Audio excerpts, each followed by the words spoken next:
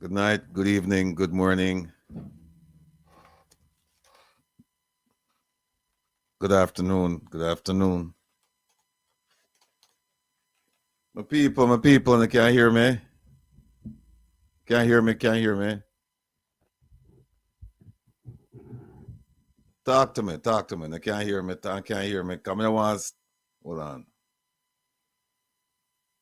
Okay, all right. Cool. All right, folks, listen. This is the first Wednesday night show for the new year. And we're excited. We're on a journey, and as the song says, ain't no stopping us now. Not now. If they never stop it from when we start last year, we not stop now. The people's business is what we're about. And also the people's health. And as them said, your health is your wealth. And so tonight we have some people now who really involved with helping our people to stay healthy and live a productive lifestyle and life. So we're going to have them on shortly. But you know what? I think, unlike the Saturday program, I can't big up all of the people because, not enough on a Saturday. But you want to know, we might be small in numbers on a Wednesday night, but the vibe's still there. So, Having said that, OT, big up yourself, big up yourself, big up yourself. Brittany, Dorothy, Lyris, yes. Happy Wednesday. Merle. Oh, yeah, pure love and prayers I go up for me. All right, thanks, Merle. Bless up. Marva. Jeffrey. I want people to know that Jeffrey Warrell is different from Mr. Vumvava Vumvavi. That's Jeffrey Tavares. But Jeffrey Warrell, big up yourself. Big up yourself. What's this here? Mike Reed. KV. Beverly. Blessings, blessings, blessings. Joe Blogs. With them wrenching I man.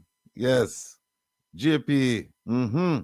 See me out? Make we talk, man. Make we talk, Jeffrey Tavares. People, don't forget, tune in every Monday night. And to Make We Talk, the YouTube channel, and listen to Jeffrey Tavares and his exciting guests discuss topical issues every Monday night. I can't give the time, but all I can say is between 6 p.m. and 8 p.m. because sometimes him come on at 8, sometimes at 6. But if you watch the program this Saturday, I will tell you when he's coming on next week, Monday. But it's going to be either 6 or 8. But you have to tune into the Monday night program. All right. Carla, Hurricane Hattie, freedom. We have a talk, freedom. We have some questions I ask you about a certain thing. You know what I talk about. Daphne McDonald, yes, yes. Who else is here? Patel, Cruikshank, yes, Patel. GC, walk like a champion. Megawatt, yeah man, megawatt. New Lots, East New York, Crown Heights, everywhere safe because mega there. So if mega not there, then we know say why things are going. That's why I'm can't there. But from him there, everything good. So Kokiche and who else? Allison, yes, greetings. All right, everybody. You know, we get a couple hours sleep. And it was kind of refreshing.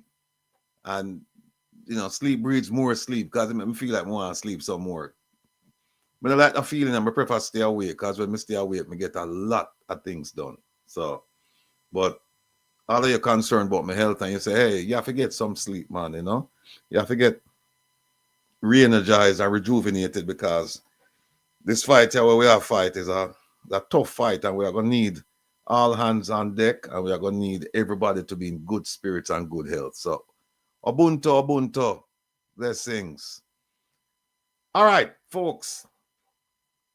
We have Dr. Ben tonight, and we have his crew with him. And believe me, all of you who are ball and say, boy, we can't get Dr. Ben and we can't get the, you know, the herbs and this.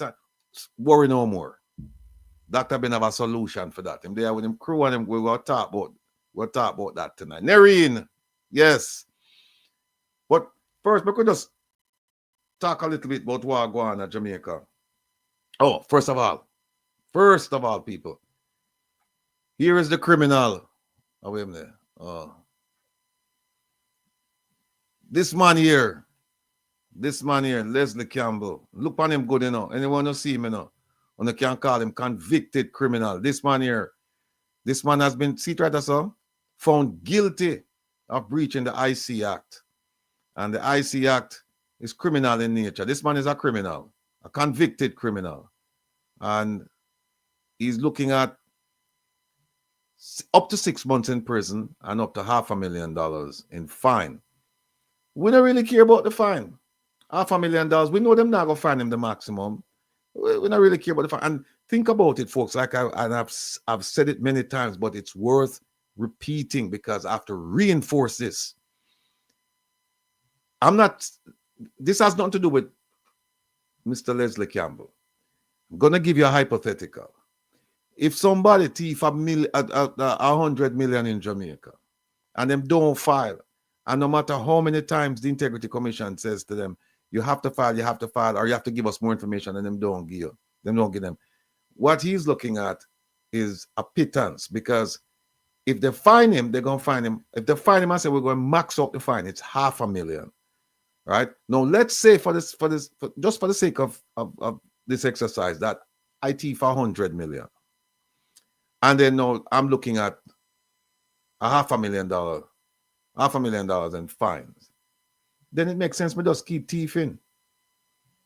Because for every 100 million me thief, me only pay, for every 100 million me thief, me only pay $500,000. That's a good deal. You can't go wrong with that. Where's the Dr. Ben? You can't go wrong with that, man. Dr. Ben, now hear me. Anyway, you can't go wrong with that, people. No, I'm not saying that this man stole and I have to go back and delve in the case. That's immaterial. The material thing is that he's found guilty and he's facing up to $500,000 in fine, up to 6 months in prison. And since we're saying that Jamaica is a very corrupt place, and I'm waiting for the corruption index to come out because I'm sure it's gonna drop below 44. It's at 44 now. But based on what's going on with the Prime Minister, with this man, and with other people, I am sure it's going to drop below that. And remember, anything less than 50 is considered very corrupt. So this man, we have to start someplace, people. And we start with the poor people, we'll start with the policemen and other officials, and that stop corruption? No. And those people who cannot afford the fines, them gone to prison. I agree with you, Sonia. 6 months in prison is not good enough. Yeah, all the letter dropped yesterday, yeah. So I just want to start out with that, with this gentleman here. So we keep that in mind because we don't want no 90-year wonder. We don't want nobody. We don't want we don't want something happen and then nothing happen, or something happen, we don't know about it, and then it just gets swept under the rug. We don't want that. Here's another one. This lady here, former MP, former Speaker of the House, who resigned in disgrace because she tabled the report against her, and it was very damning. And she resigned, and she was brought back. She's in the Parliament right now. I don't know why, but they said that people want her back. All right. Well, the judge ruled that she have to stand trial. No, there she is. All I'm saying is, if she's found guilty, I know what the evidence is going to be, and it's no secret. Anybody can just go to the Integrity Commission's website and just pull up the report and you look, and you'll see what the evidence is going to be. Right? You'll see what the evidence is going to be. All I'm saying is that if she's found guilty, she's looking at up to $2 million in fines and up to 2 years in prison. And I'm saying, let's make object lessons out of these people. Let's show the Jamaican public, and by extension the world, that we're serious about getting corruption under control. We know that we cannot eliminate corruption, but we certainly can curb it. And we need to start with people, officials, government officials who are found guilty. Leslie Campbell has been found guilty. Prison. This lady, she has not been found guilty. She will have her day in court. And if it's decided by, I don't know if it's a bench trial or a jury, but whatever mechanism, if she's found guilty, prison. She have some fines to pay back to, because I think if she's found guilty, because I think it had to do with a car where she gets some concessions, and she have to go pay that back and some other fees and things like that. But straight prison we are talking about. All right. Let me just say that this Saturday, you have to tune into Reason with Rattigan, because this Saturday we're going to have none other than Professor Rosalie Hamilton. And she is going to be talking about the Constitution. Well, we are going to be talking about the Constitution, the reform, that is, and what is sitting in Parliament right now, that bill. And we're going to rip it apart. We're going to show people that the bill is a farce, and we're also going to show people that it's, as my good friend Vumvava Jeffrey Tavares loves to say, we have swapped black dog for monkey. Because when you look at it, they're not asking for the system to be changed. In fact, they went one further. They said, we want to continue with the system of governance we have in Jamaica right now. All we want to do is get rid of the king, get rid of the governor general, and replace both of them with a ceremonial president who will have all the powers of the governor general, which it's so asinine that when you look at the powers of the governor general and you say, you're going to put all of these powers in this person and then same ceremonial, they haven't thought this thing through properly. And it's a rush job. We are going to explain to our people in simple layman's language what is going on. And when we're finished, the farmer in St. Elizabeth, who didn't go to school, once him listen to this program, he will be able to go to the bar, or will go to church, or will go to his community, wherever, and he will be the expert. He'll be able to explain to them what this whole thing about constitutional reform is about. He'll explain that to them because it's going to be so simple when we talk about it. And we need to get rid of the system, that bastardized Westminster system that we have in Jamaica. They're asking for it to be continued. And they're asking you, our people, when they put it before you in a referendum, that you vote for it. And we're saying, no, it's not going to happen. It can't happen. But we're getting at it. There are some technical aspects to it, and we'll get into that on Saturday. Saturday, so we're going to talk about that on Saturday. Of course, the convicted criminal, we'll talk more about him as well. And this lady who's facing charges in court, we'll talk about her. We spoke last week about the bogus murder statistics. I know this JCF is listening to me, but they know and I know it's bogus. And we put up the thing where they put bodies in murder investigations, suicide, self-defense, missing persons. They put but that's where they hide the bodies. Because in murder investigations alone, they have 300, and as of last year, and it's more now, they have 300 and something bodies in there that them say them can't really tell how them people are dead. Going back to 2016. That's not right. Today, we watched the minister, what's your name again? The lady who's minister of education. She's also the spokesperson at the post-cab conferences.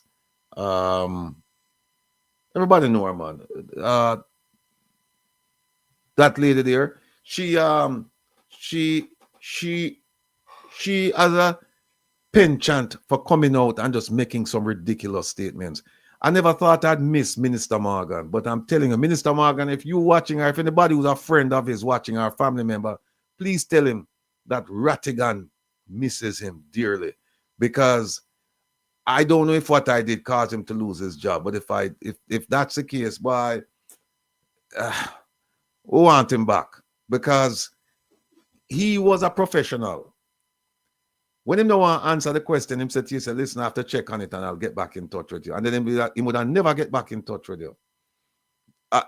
Dana, or yeah, thanks Megawatt. Her name is Dana Morris something, whatever. She have 3 name shields.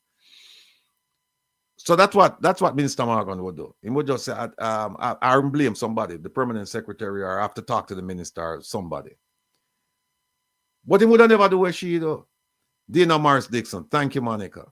What she do is she come out and she just run her mouth, and she's so giddy.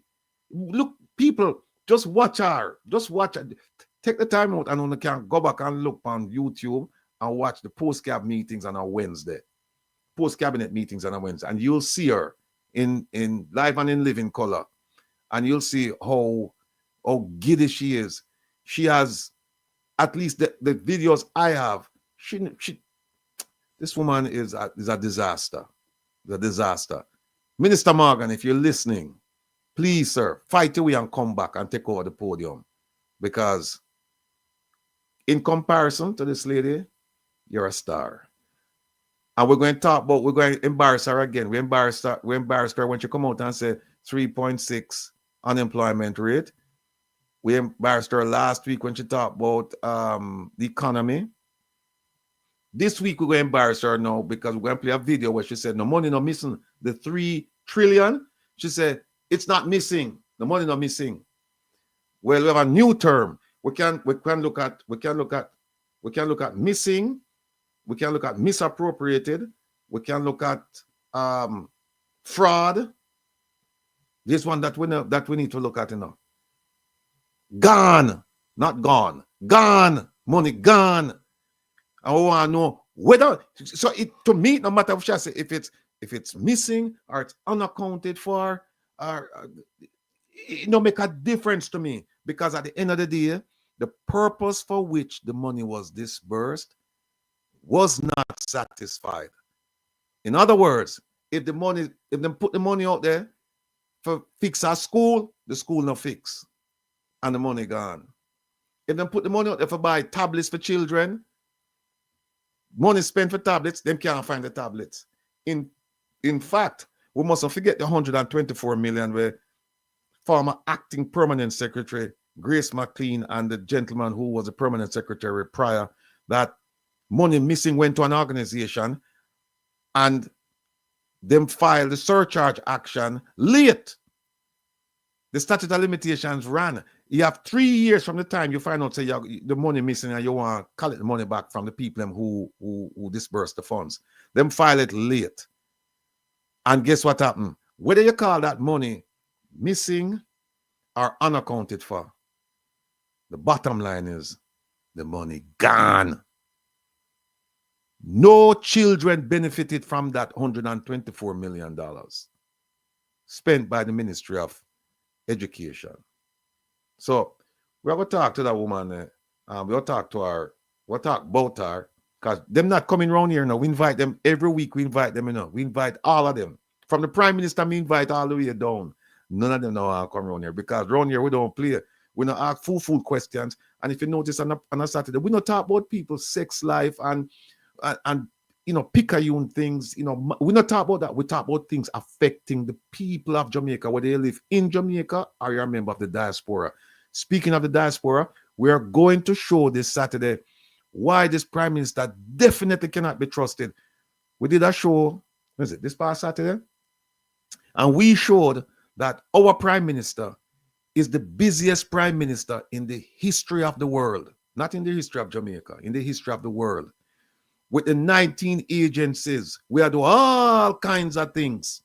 All manner of evil go on in them 19 agencies. Plus, don't forget, he's Minister of Defense. He's the head of the cabinet. He's the head of that other one, the financial, the one who put everything on a portfolio. He's the head of that. Plus, don't forget that during COVID, remember, he found time to study. He might deal with COVID. He open up a couple companies. He might have to take care of his personal business and other things. And he managed to do all of them things. So we have to give him credit. In fact, we shouldn't call him Prime Minister. We should have make him king. No, Emperor, because we have a king already now. The King of Jamaica is Charles III. We shouldn't forget that. Right? In fact, let me see if I can find it. Let me see if I can find it. They are somewhere. Hold on it. Well, first of all, look on this, people. Now we have put up this again, This is the government put this out in there. Them say the government of Jamaica, an overview. And look at the first one. The monarch, King Charles III. And look who followed King Charles III. The Governor General. And to the Governor General, and then the Services Commission and the Privy Council, them all flow into the Governor General. Right? If you notice, them no flow down, them flow up, them there to the side, and then them come up and go up to the Governor General. So the Governor General, him run things. And then look which part of our Prime Minister there. Bro God, they are right down in us on an executive. So look who him have to report to. Remember now, cabinet report to prime, everything will go up. Cabinet, chain of command, ministries will report to cabinet, cabinet to Prime Minister to whom? Governor General. Governor General run the thing. I remember last week we showed them say you cannot have a leader of opposition. People not elect or select leader of opposition. No person. There's only one person in Jamaica who can say you are the leader of the opposition. One person, so it can't be people. One person. And that, ladies and gentlemen, is the Governor General. He's the only person in Jamaica who can designate someone as leader of the opposition. And we should not confuse leader of the opposition with leader of a party. because leader of a party selected by delegates, by people. Leader of the opposition designated by one person, the governor general. So we have a king, by the way, and I look at me the seat a while ago, but we have a king, the king of, Sita. We showed this last week. Well, our governor general, you know, him wear a badge for over 10 years. And like my friend Tigo said, it look like him not cleaning badge them. Because one of the badge him wearing, this, with the Archangel Michael. Look which part Michael left foot there. You see him left foot there? Him left foot upon a black man neck. And the black man is depicted as the devil. And our governor general are wear this badge for years. Shine it up and I wear it, for years until people start complaining. Him now wear it no more. But at them people we're putting a power. See it right there, so people, let me show you. See it there now. See it right there, so. We're not going no further. See it there. And them call it the order of precedence. See it there, the Jamaican order of precedence. You see one number one? Charles III, King, it not say of UK. King of Jamaica. And the reason why he's the King of Jamaica is because of this. Our 1962 Constitution said the monarchy are the head of state. The monarchy are run the executive. The monarchy have a role for playing in the legislature, and the monarchy play a role in the judiciary. And the governor general have to appoint all of them judges there. Him hand there everywhere. So we'll get back to this Saturday. Because we're not done with it, And let me see what else we're going to talk about now. Paula Llewellyn, DPP. There is more to this lady than meets the eye. We have a report. And trust me when I tell you that there are some things in this report that she don't want nobody to know. She and the Prime Minister and the rest of government and certain government officials, them no want nobody seeing this thing. But remember, when you're doing the dark come to light, and in this day and age of technology, there's very little you can do where people not see, hear, or know about. Very little. And a man once told me, if you want something to be a secret, it must only be known by one person.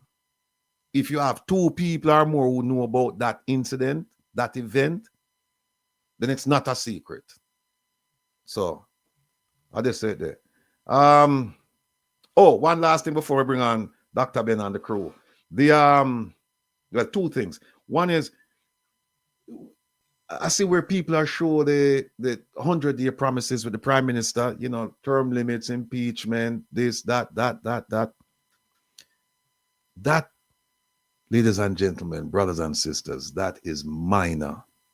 If you want to see promises, if you really want to see promises about prosperity, I submit to you the 2016 JLP Manifesto, and I also submit to you the 2020 JLP Manifesto. Read them two documents. I may have them up here, so I'm not going to show them tonight. I have them documents there.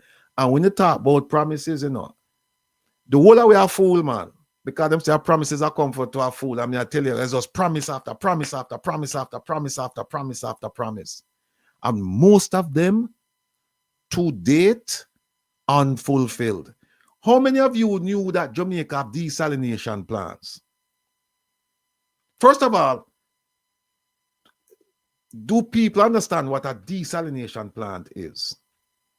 I can tell you because I've seen them. I've served in the Middle East because Middle East are desert, right? And when I went there, I said, Ratty, because I make up money, I sell them people water. And I realized water is cheaper in the Middle East than in America. Because when them have these plants where can convert salt water into drinking water. And it depends on the coast.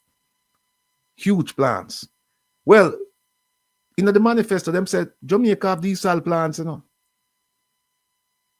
Jamaica have desalination plants. So I said, Jamaica have desalination plants. How come Jamaica have a water problem? We'll get to that. But if you look at the two manifestos, if you look at the two manifestos and you look at the conference promises Just look at the last 2 conferences and look at the 2 manifestos. And believe me, you don't need the 100-day promise. You don't need that. That are just brata. That are the cherry on the top.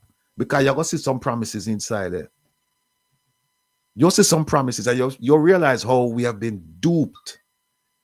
Just like the diaspora, I must mention that them come and him say, oh, we're not going to get seat in the Senate. He said this when he was in the opposition, but it's not only him say it. The current opposition said the same thing. Diaspora will play a central role in the development of Jamaica. We say no more whole heap of money. We are Jamaican, we regard and we love and we want to come and help in the development of the country and shape the future. And to that extent, we're going to make sure so we get seats in the Senate. Not only that, we're going to make sure so we can vote in the election. Me hear that in 2016, coming out of the mouth of the Prime Minister and the Minister of Foreign Affairs and Foreign Trade, the Honorable Kamina Johnson-Smith. Me hear that. But not only me hear it, they put it in writing. And go and look at the bill where them put right now for reform the Constitution and tell me if you see anything inside about seats for diaspora. The report now have nothing about diaspora and Senate representation.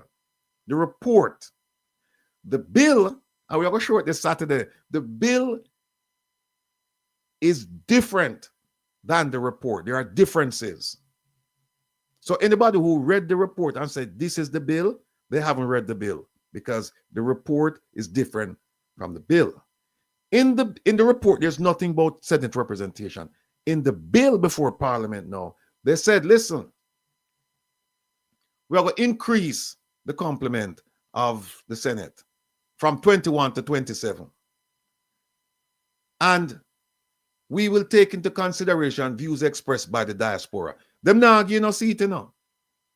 You not get no seat. Them just say, we will listen to you regarding the people who we are choose from Jamaica. And you know, keep in mind that them now give the president 3. I think we write it down, yeah. I forget how much. It gone to 27, and it's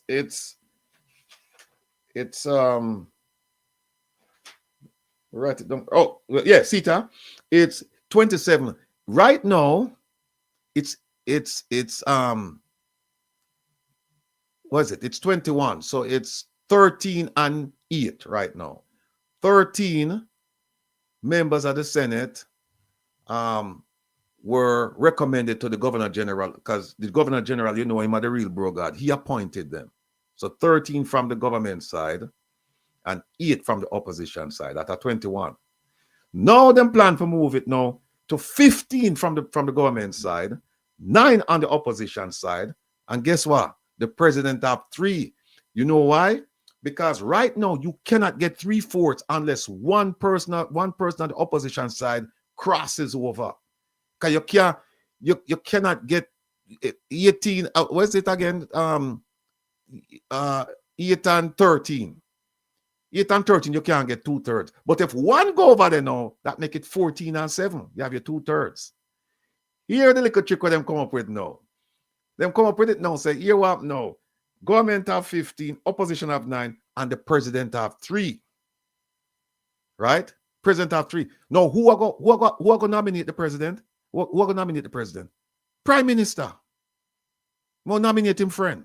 And him friend have 3. So guess what happened now? When they need a bill for pass in the Senate by 2/3, him have 3 people where him can account for. So when you add the 3 from the president to the 15 for the government, that's 18. Guess what? That's 2/3. Because the opposition will only have 9. I will if tricks in trade and matches boxing business. So we are going to that this Saturday. But for tonight, remember now, this program is an outgrowth of the Saturday program, because we do not take telephone calls on the Saturday program because it's so important that we don't want to interrupt the flow. So we say, okay, when you can come on a Wednesday and you can ask any questions. You can ask about astronomy, you can ask about physics, you can ask about politics, sports, weather, economics, Anything you want, ask. Feel free to ask. What we're promising is we will do our level best to answer you. But we're not lie. If we can't answer the question, we'll write down the question, and the following week we'll provide the answer to you. And also, we this program here, we have Dr. Ben as our special guest every week, because what happens is that there is a lot of concern about how we eat, what we eat, our health. Everybody's concerned in this day and age because of GMO and all kinds of things. And so we figure that and it works out well, because Dr. Ben, on Wednesday is good for him too. Saturday is a bit tricky, but on Wednesday is good for him. And he's here by popular demand. Special request on popular demand. The critically acclaimed Dr. Ben Israel. Hey, thank you for having me again, Ratty. It's my pleasure being here. Just want to say Happy New Year to all our faithful supporters and subscribers. It's good to see you, come over into the new year. And I'm happy to be a part of, what is happening, and looking forward to some great things for 2025. Good. Let me just say before we start with the segment here, let me just add it, say, we no support no political party on this platform. We support the people of Jamaica. We don't care. We raise issues. And an issue like beach access, it no matter whether you're JLP, PNP, UIC, NDM, whatever party you are affected, because you can take your family and just go up on any beach. Them kind of issues that we are raised. We are raised people issue. We are raised tabletop issue, kitchen table issues. And people might say, oh, Imalu is talk about the government. Yeah, because guess what? The government has the power of the purse. The government is the one making, for the most part, spend money, raise taxes, make laws, because the opposition, them just don't have the numbers, except in the Senate. So if there's something that requires a simple majority vote, guess what? Opposition is no opposition. Because in the parliament, what you have, out of the 63, you have 49 and 14. And in the Senate, them outnumbered. So if the JP decided that they want to pass a law and it requires a simple majority, it's going to pass. It's that simple.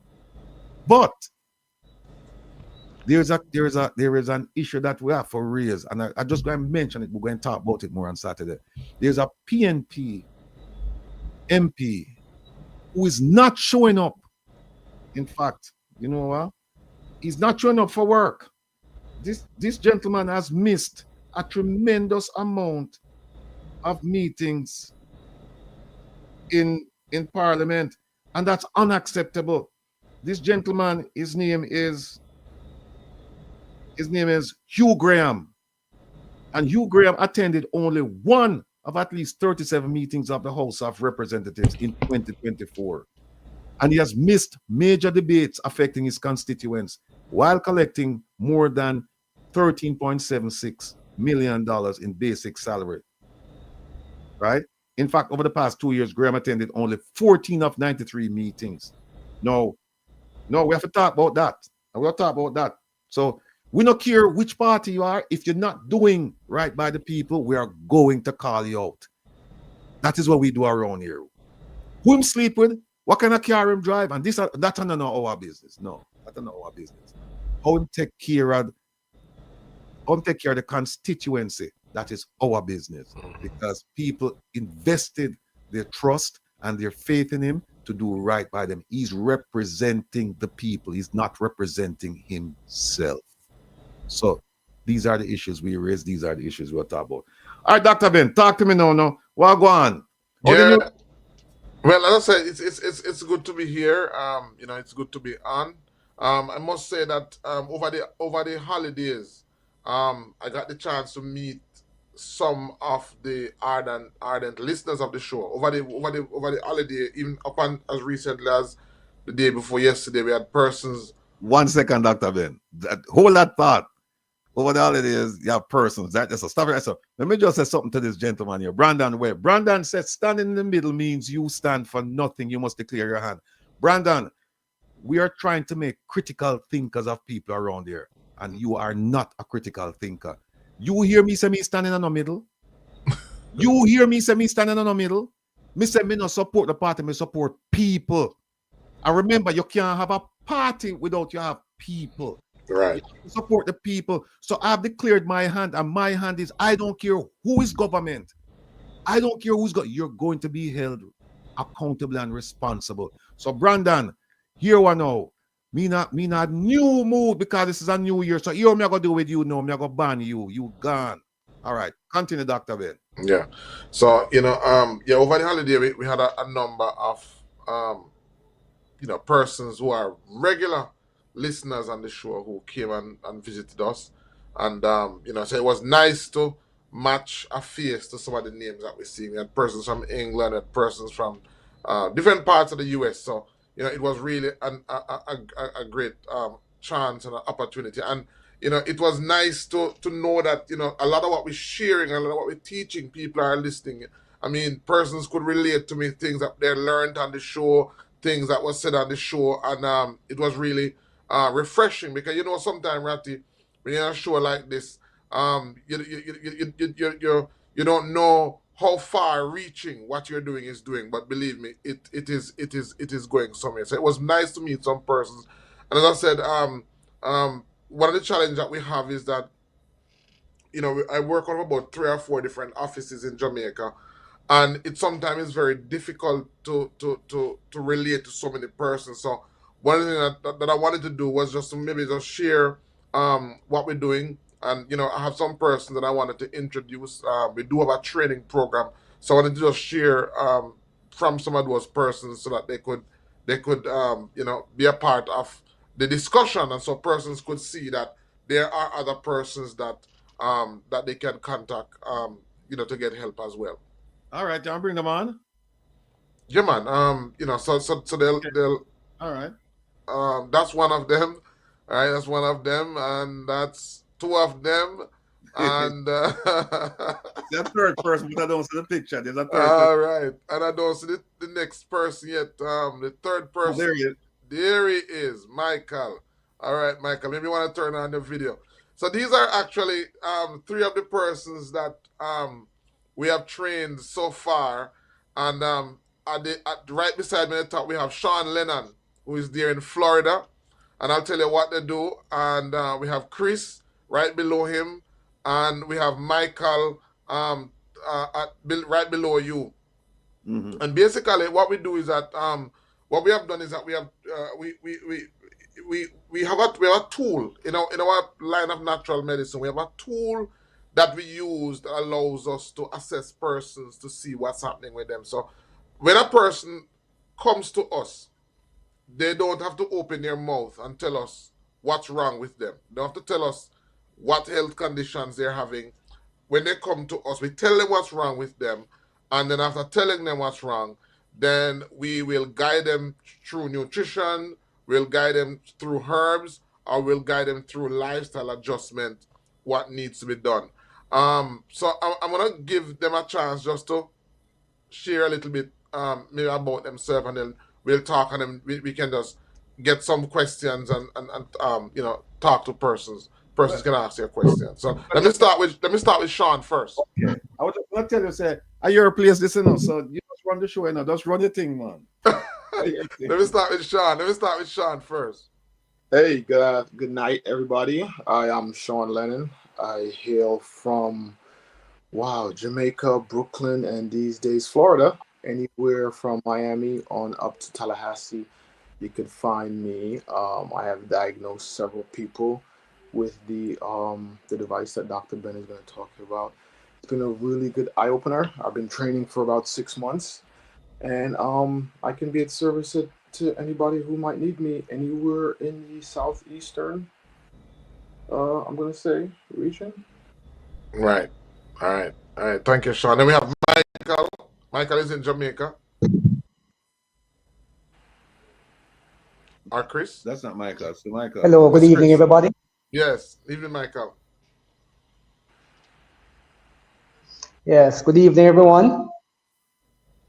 Yeah, and good evening. Thanks for giving me this opportunity to be on this platform.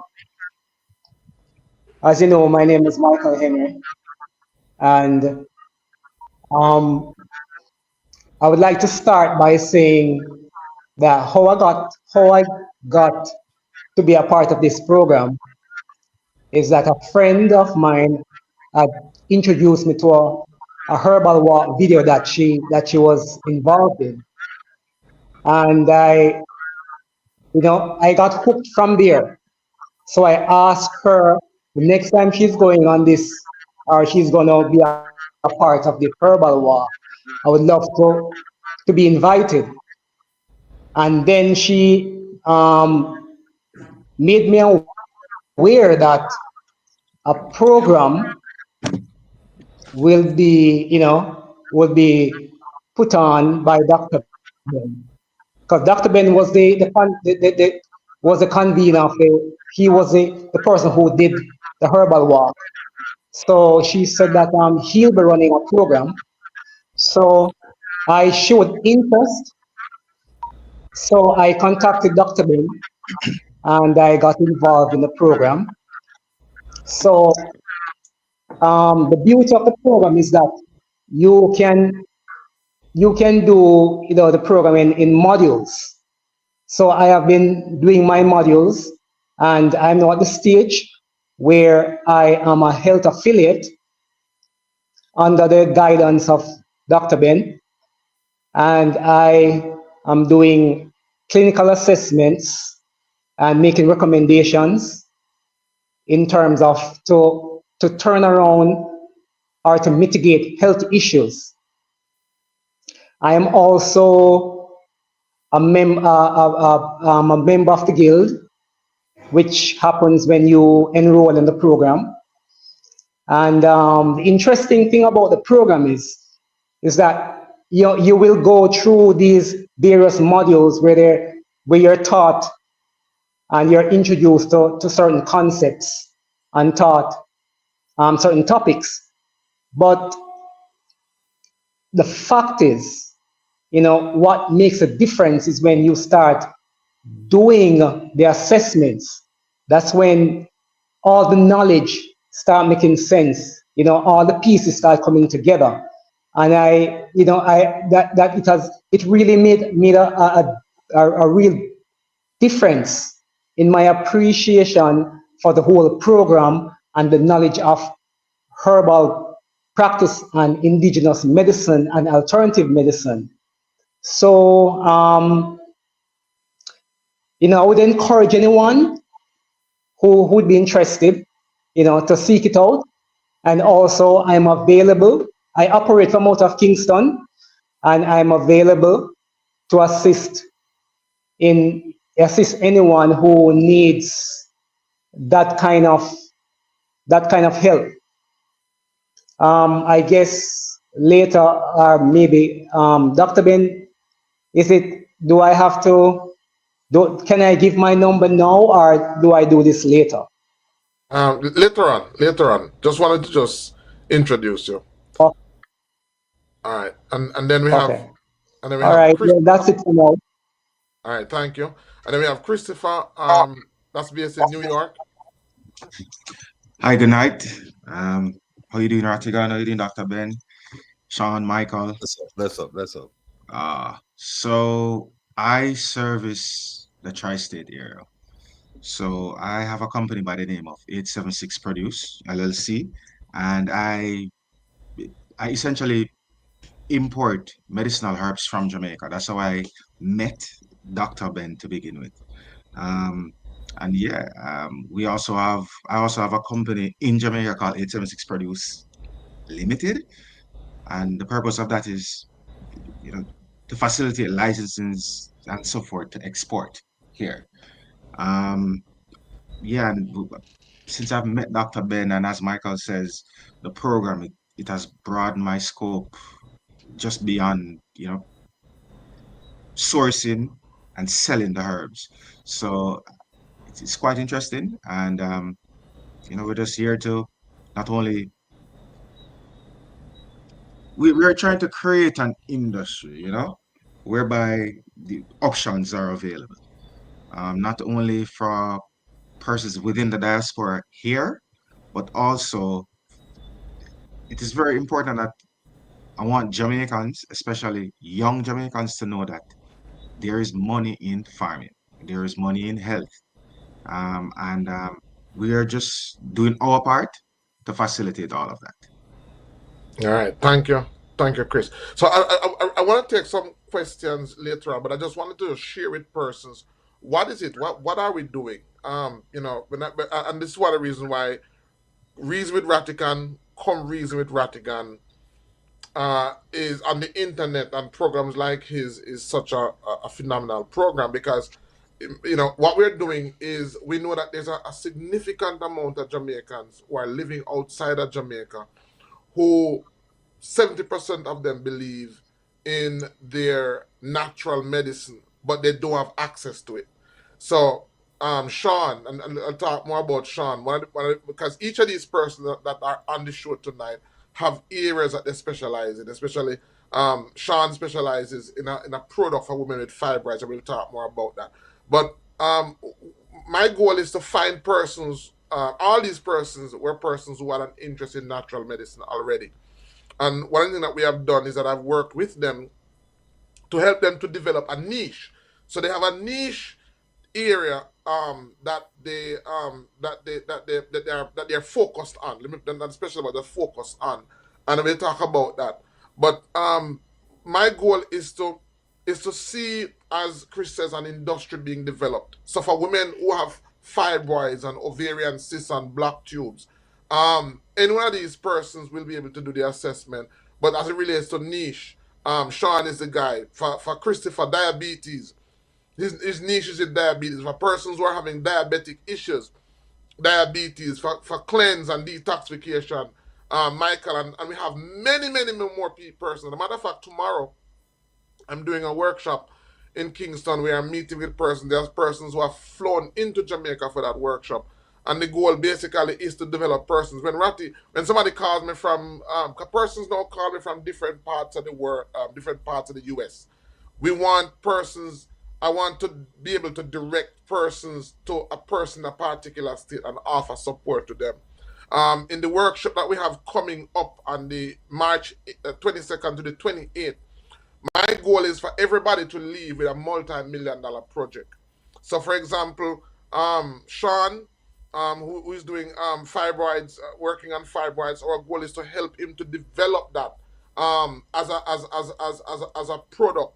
And so, if Chris wants, as a client who has fibroids, he'll relate to Sean. If Sean has somebody who has diabetic, he'll relate to Chris. If you know that type of thing. So the goal is basically to I believe in people power, and I just said, Ratty, it's about people power. A lot of time we sit and we talk about what can the government do for us, what can Jamaica do for us. But the thing is, what can we do for Jamaica? And the goal is, my goal is to see Jamaica as the wellness mecca of the Caribbean.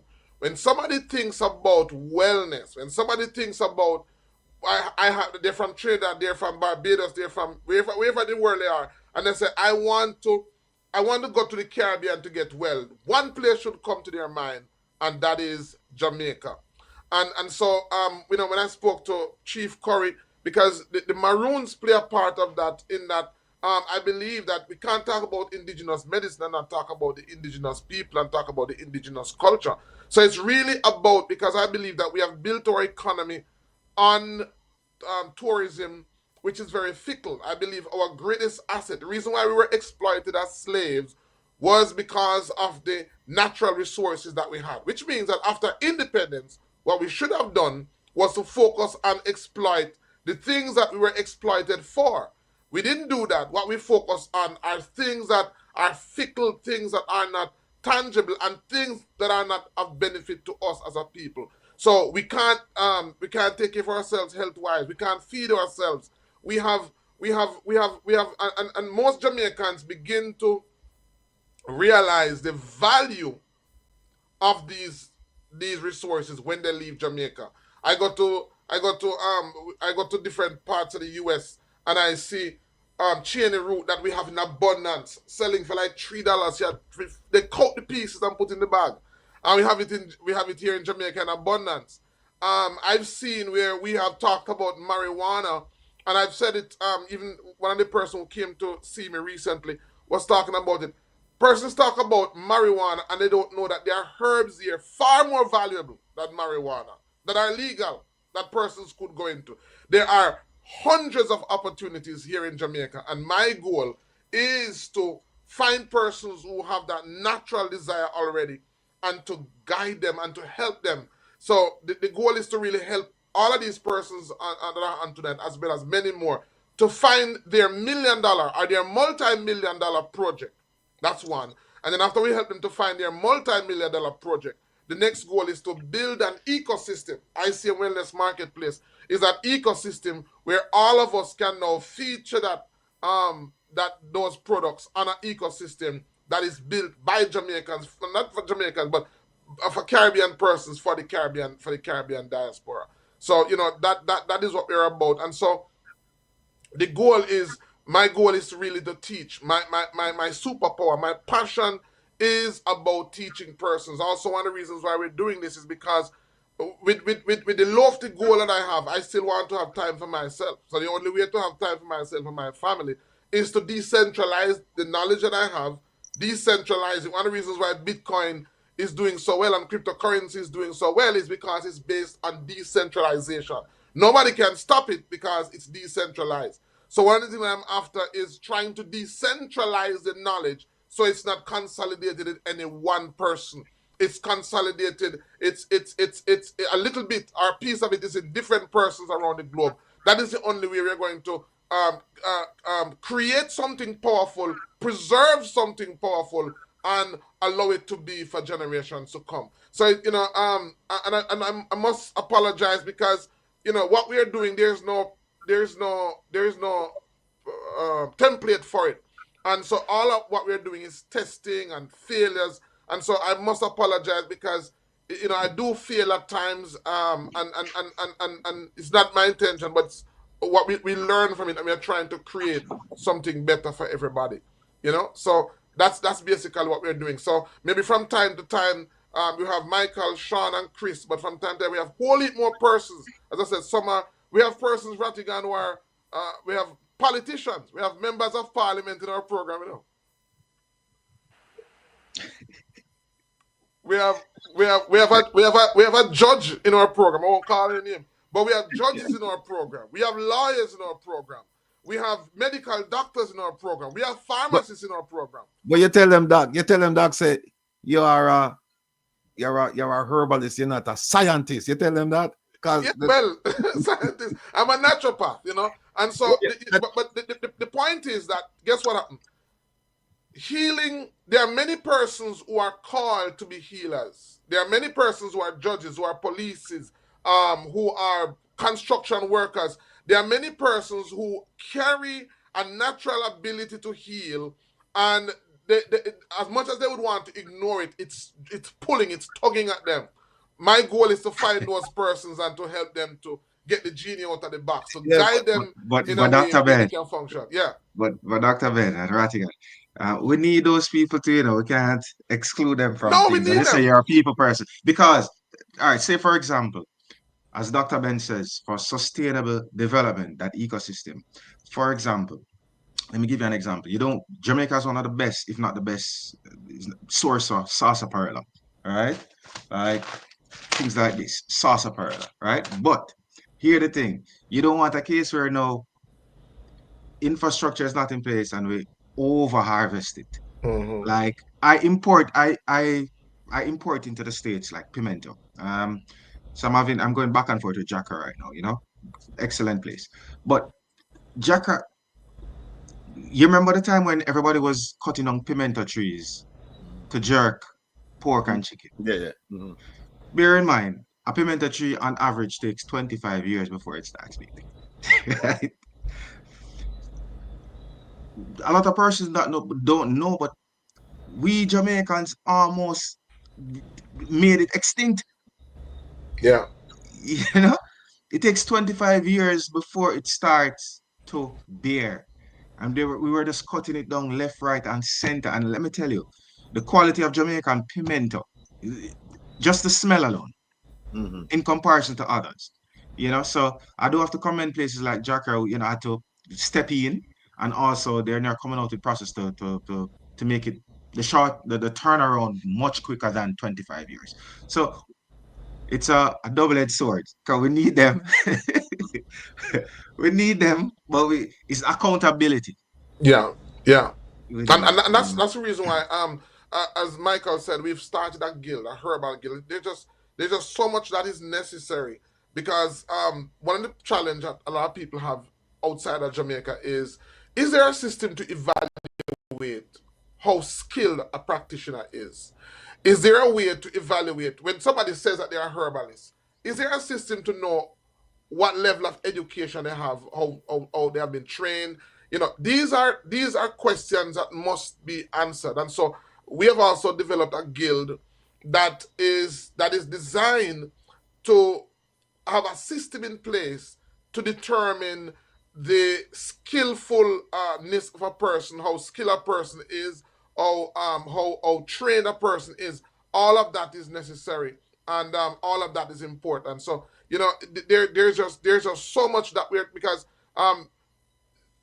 it's funny that we live in a country like Jamaica where our herbs, there's nowhere else in the world that seeks after not only our herb and our food, and we don't have a system in place where it's developed.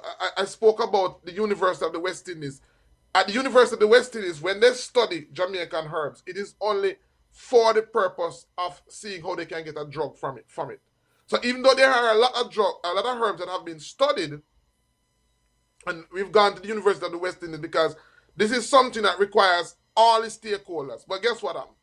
I don't believe in sitting down and wait. I believe in building the city. So building the city. If anybody from the Ministry of Agriculture is looking or any sector in Jamaica, we believe in building the city and the people will come. And so that is what we're basically doing. So my goal is not only to have a Dr. Ben, it is to have a Michael, it is to have a Sean, it is to have a Chris, it is to have many more. It is to decentralize that knowledge base so that and very soon we're looking into going into school. We want to go into schools to get our children excited. You know, I asked myself the question for something that is so important. Just today I was at a funeral this weekend, and you know when you go to a funeral home or you see so many persons, iconic individuals who are buried there, and you realize that life is so short, and our purpose here, a short purpose here, is to make as much impact as we can by serving mankind, serving each other, and because I deal with people who are sick.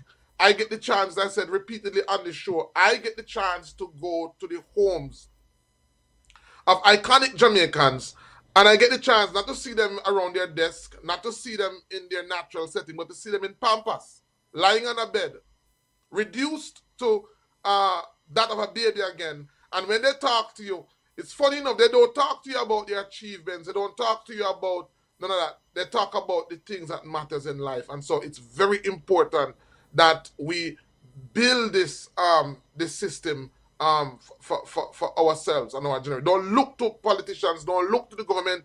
This is something that has to be built by the people and for the people. Our health is our responsibility. And so, you know, we have to do that. You know, for example, Sean is all the way in Florida. And I just wanted to maybe ask Sean, we're going to take some questions.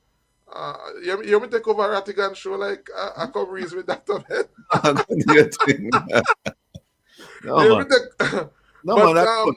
I'm excited because it all came about because I'm based here in Jamaica, and it's difficult for me sometimes to send products abroad. So with the training that we offer, I remember we had some persons that had fibroids, and they needed some help, and we're figuring how are we gonna do this?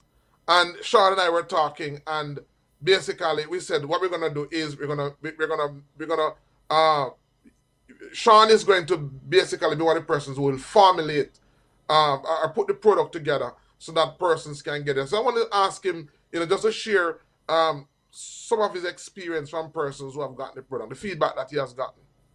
Wow, the feedback has been amazing, Dr. Ben, to tell you the truth. I have had at least 30 or so customers since, and repeat customers since we do it. It is a regimen. It's a bottle you get. It's a brew that you have to create. It takes days to create it. Dr. Ben did teach me the recipe. There's some equipment required. But the feedback from the people that have taken it has been simply to order more, and within about 6 months, they say that they go back to the doctor and they take the doctor again, and they seem to be okay. So I've had a tremendous experience with this, working with Dr. Ben. I think I've worked with Dr. Ben now maybe going 2 years. Yeah. Started was wow. I basically went to see him. I started doing some of the regimens that he told me to. Everything from liver flush, Dr. Ben. Yeah, the liver flush. And started taking some of his supplements. I recommended it to my brother. I recommended it to my father. We all started taking it. He then saw, I think it was my baby mother and my 6-year-old. And I wholly became a part of the system because of my experience. And so I have taken on importing herbs. I have taken on exporting. I have taken on manufacturing some of the products and distributing them. And we are continuing to grow. Right. Our loyal customers, and it's been a great experience.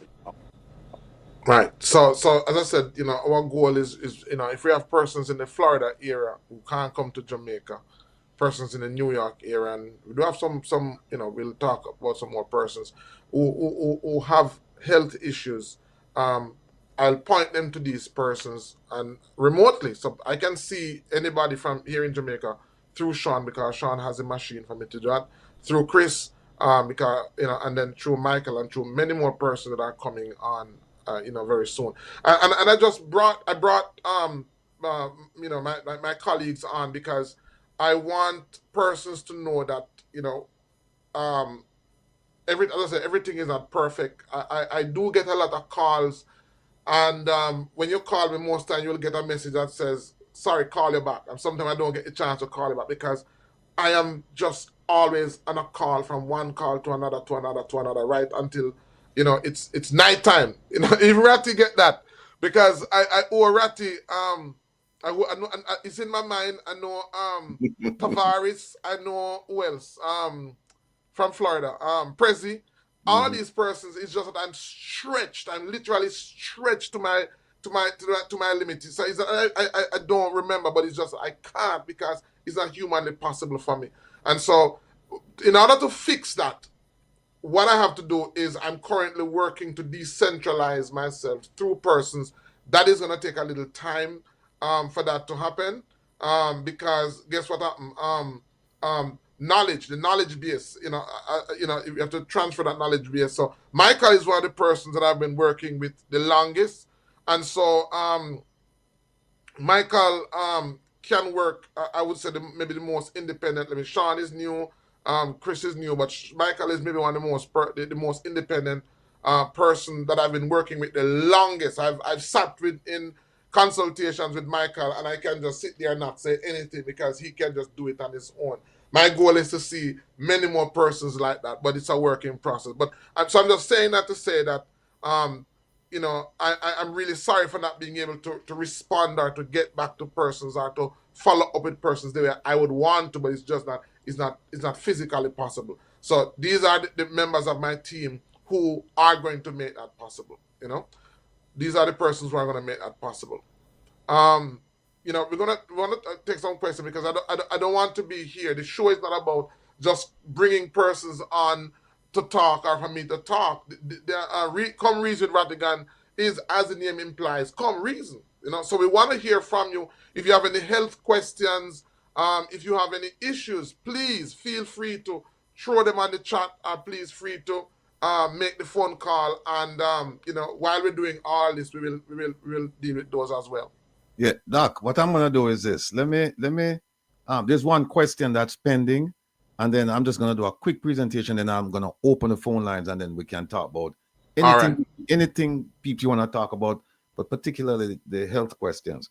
Dale in the chat asked, when will the workshops? No, where will the workshops be held in Kingston and the dates? If you could just repeat that, please. All right. So the workshops will be tomorrow. It will be at, what is it? It will be at hold on, Brayton Avenue. Just message me and I'll give you that information. But it's gonna be tomorrow in Kingston. Dr. Ben, Yes. I have the information here. All right, go ahead. So it's at ACS Film, 15A Braemar Avenue, Kingston 6. Yeah. All right. Again, what's the Can you address? just put it in the chat? That's all. All right, I'll all put it in the the chat with Wil Rattigan and then he'll blast it. Just put it in the chat, yeah. Right. And so for persons who want to become, practitioners, that's what the workshop is about. So you come, it's a whole day, and we basically just get you up to speed to what you need to know in order to start practicing. And it's mentoring. So at first you don't do any, the training is basically to show you what are your responsibilities. I'm going to be the one doing all the heavy lifting. You start out just by observing. And as I said, it's also an opportunity to earn, because we want to incentivize the whole learning process. So it's an opportunity where it's not just learning, it's a earning and learning at the same time. All right. Thank you, sir. Yeah, don't forget to throw it in the chat so that people can. And if you can't access it, then OT will help with that. Yeah, so I sent it to you, the private chat, and Oh, okay. All right. Thanks. OT, check the private chat, please, and just throw the information in the chat. Thanks. All right, folks, listen, before we open the phone line, I just want to show you something here that's just interesting. Interesting.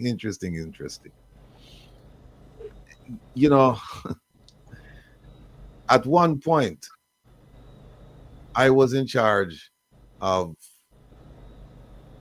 a group that investigated weapons of mass destruction. All kinds of arms, right? So I'm kind of familiar with it. A little bit familiar with it. But here's something that came up in Jamaica that caught my attention. And I'm sure it caught most people's attention, but I guarantee you most people have forgotten the 9-day wonder in Jamaica. Forgotten about it. Here it is right here. You remember this? In 2023, more than 320 devices suspected. They claim that pipe bombs, right? More than 320 suspected. When you notice, we don't hear nothing more about it. Nothing. You know, hear about nobody arrested. You know, hear if them say suspected. We don't hear if the testing revealed that they were or they weren't. We don't hear that. Go down into the article a little bit. Kevin is not here, so I can't big it up, but I can read it. It says that here. It says here that a joint military intelligence, and they use that word intelligent, and they use it very, very loosely. Sometimes they conflate intelligence with information. Big difference. But it's a joint police military intelligence operation at a premises on Darling Street in the Kingston Western Police Division on Monday led to the discovery of more than 320 devices that are suspected to be explosives. The operation was based on high-quality intelligence obtained through the diligent use of various technologies and other methodologies, the JCF said in a statement on Wednesday. Them use all of these terms, and believe me, people, it's gobbledygook, it's nonsense, right? High-quality intelligence. So I guess you have low-quality intelligence. Various technologies and other methodologies. There are ways that you can convey without going through all of this. This is an attempt to make you seem important, like you know what you're doing, but we're going to show you that they don't know what they're doing. It says right here, currently experts are conducting chemical tests to ascertain the exact nature of the substances found, and they will provide updates as and when it's appropriate. Go back and look at the date. October 18, 2023. And up to now, it's not appropriate for we hear nothing but what go on. And this is a very serious matter. And they went on to say, the JCF said that this significant seizure This significant seizure is a testament to the robust intelligence gathering capacity of our law enforcement agencies and underscores our unyielding commitment to ensuring the safety of the Jamaican people. Now, let me tell you something about intelligence operations, people.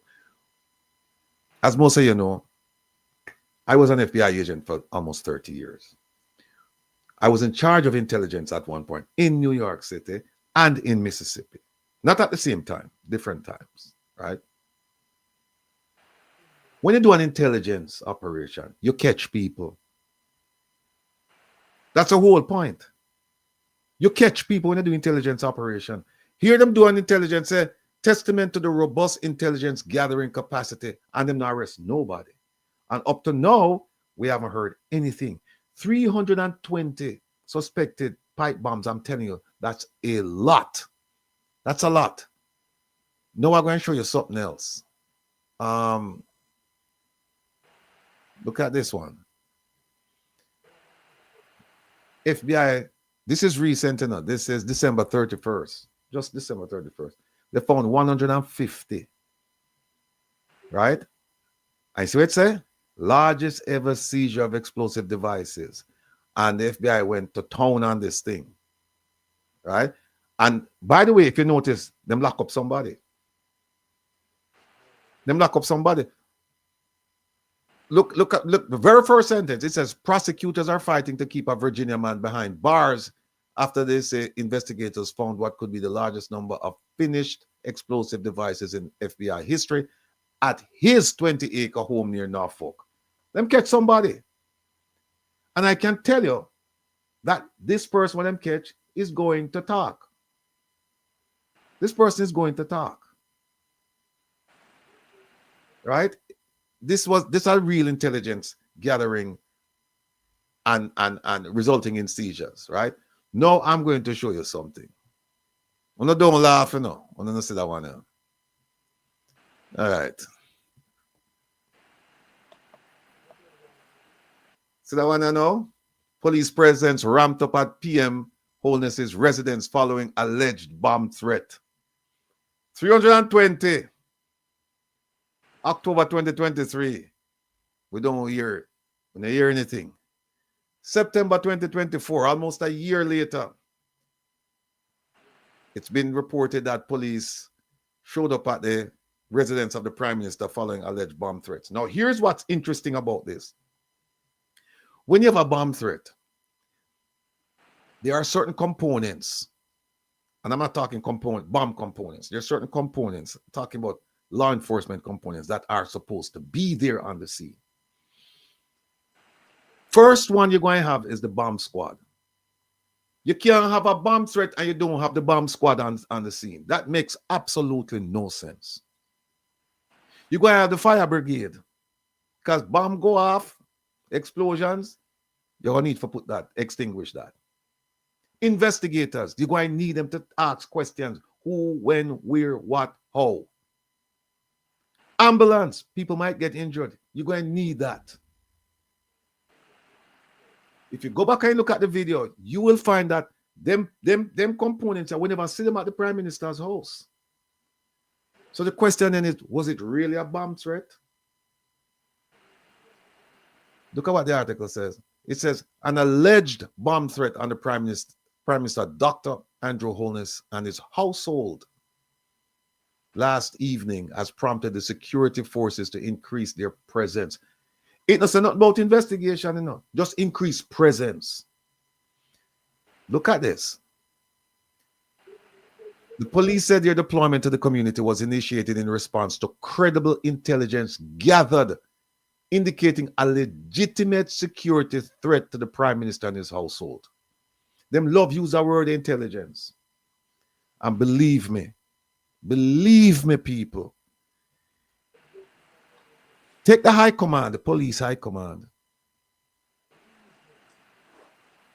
Take the Minister of National Security, the doctor who became a water boy, who became a security person. And we said that based on his resume. See it right there, so by the way. I could just quickly show the people him, and they will run back to that. Oh, him there. Oh, see it there. Wait, now come up here. All right, hold on there. That I want. All right, well, this is the junior minister, by the way, no folks, in the Ministry of National Security. No, they're supposed to provide national security. That architecture is big. That portfolio is responsible for protecting the people of Jamaica, the borders, everything. And this lady is there. And when we look through our resume, we see that this lady, her claim to fame is that she's an athlete. Her name is Juliet Cuthbert Flynn. She started representing Jamaica as an athlete when she was 16. If you go through her, this JIS write-up about nothing in there speaks to security, national or otherwise. Nothing in there. But she's a junior minister. She's responsible. If the minister is not, in fact, when the minister is even there, him delegate a lot of responsibilities to her. I'm trying to pull up Dr. Chang's, but it not come up here because Dr. Chang's write-up is interesting. You know, the first paragraph in the write-up, it talks about him being a medical doctor and establishing clinics all over certain parts of Jamaica. The second paragraph talks about him working with international organizations to set up water distribution centers. The third paragraph talks about him obtaining financing for water distribution. The fourth paragraph is a continuation of the third paragraph. More water distribution, more financing. The fifth paragraph, more water. And then the sixth paragraph says, and so the minister has brought a tremendous amount of experience to the security portfolio. I say, hold on a second now. No security mentioned from paragraph 1 to 5 or 6. No connection to security whatsoever. But then the sixth paragraph says that he brings a wealth of experience to the security portfolio. I say, what experience? What? Tell me what? So we have a medical doctor who's involved with water,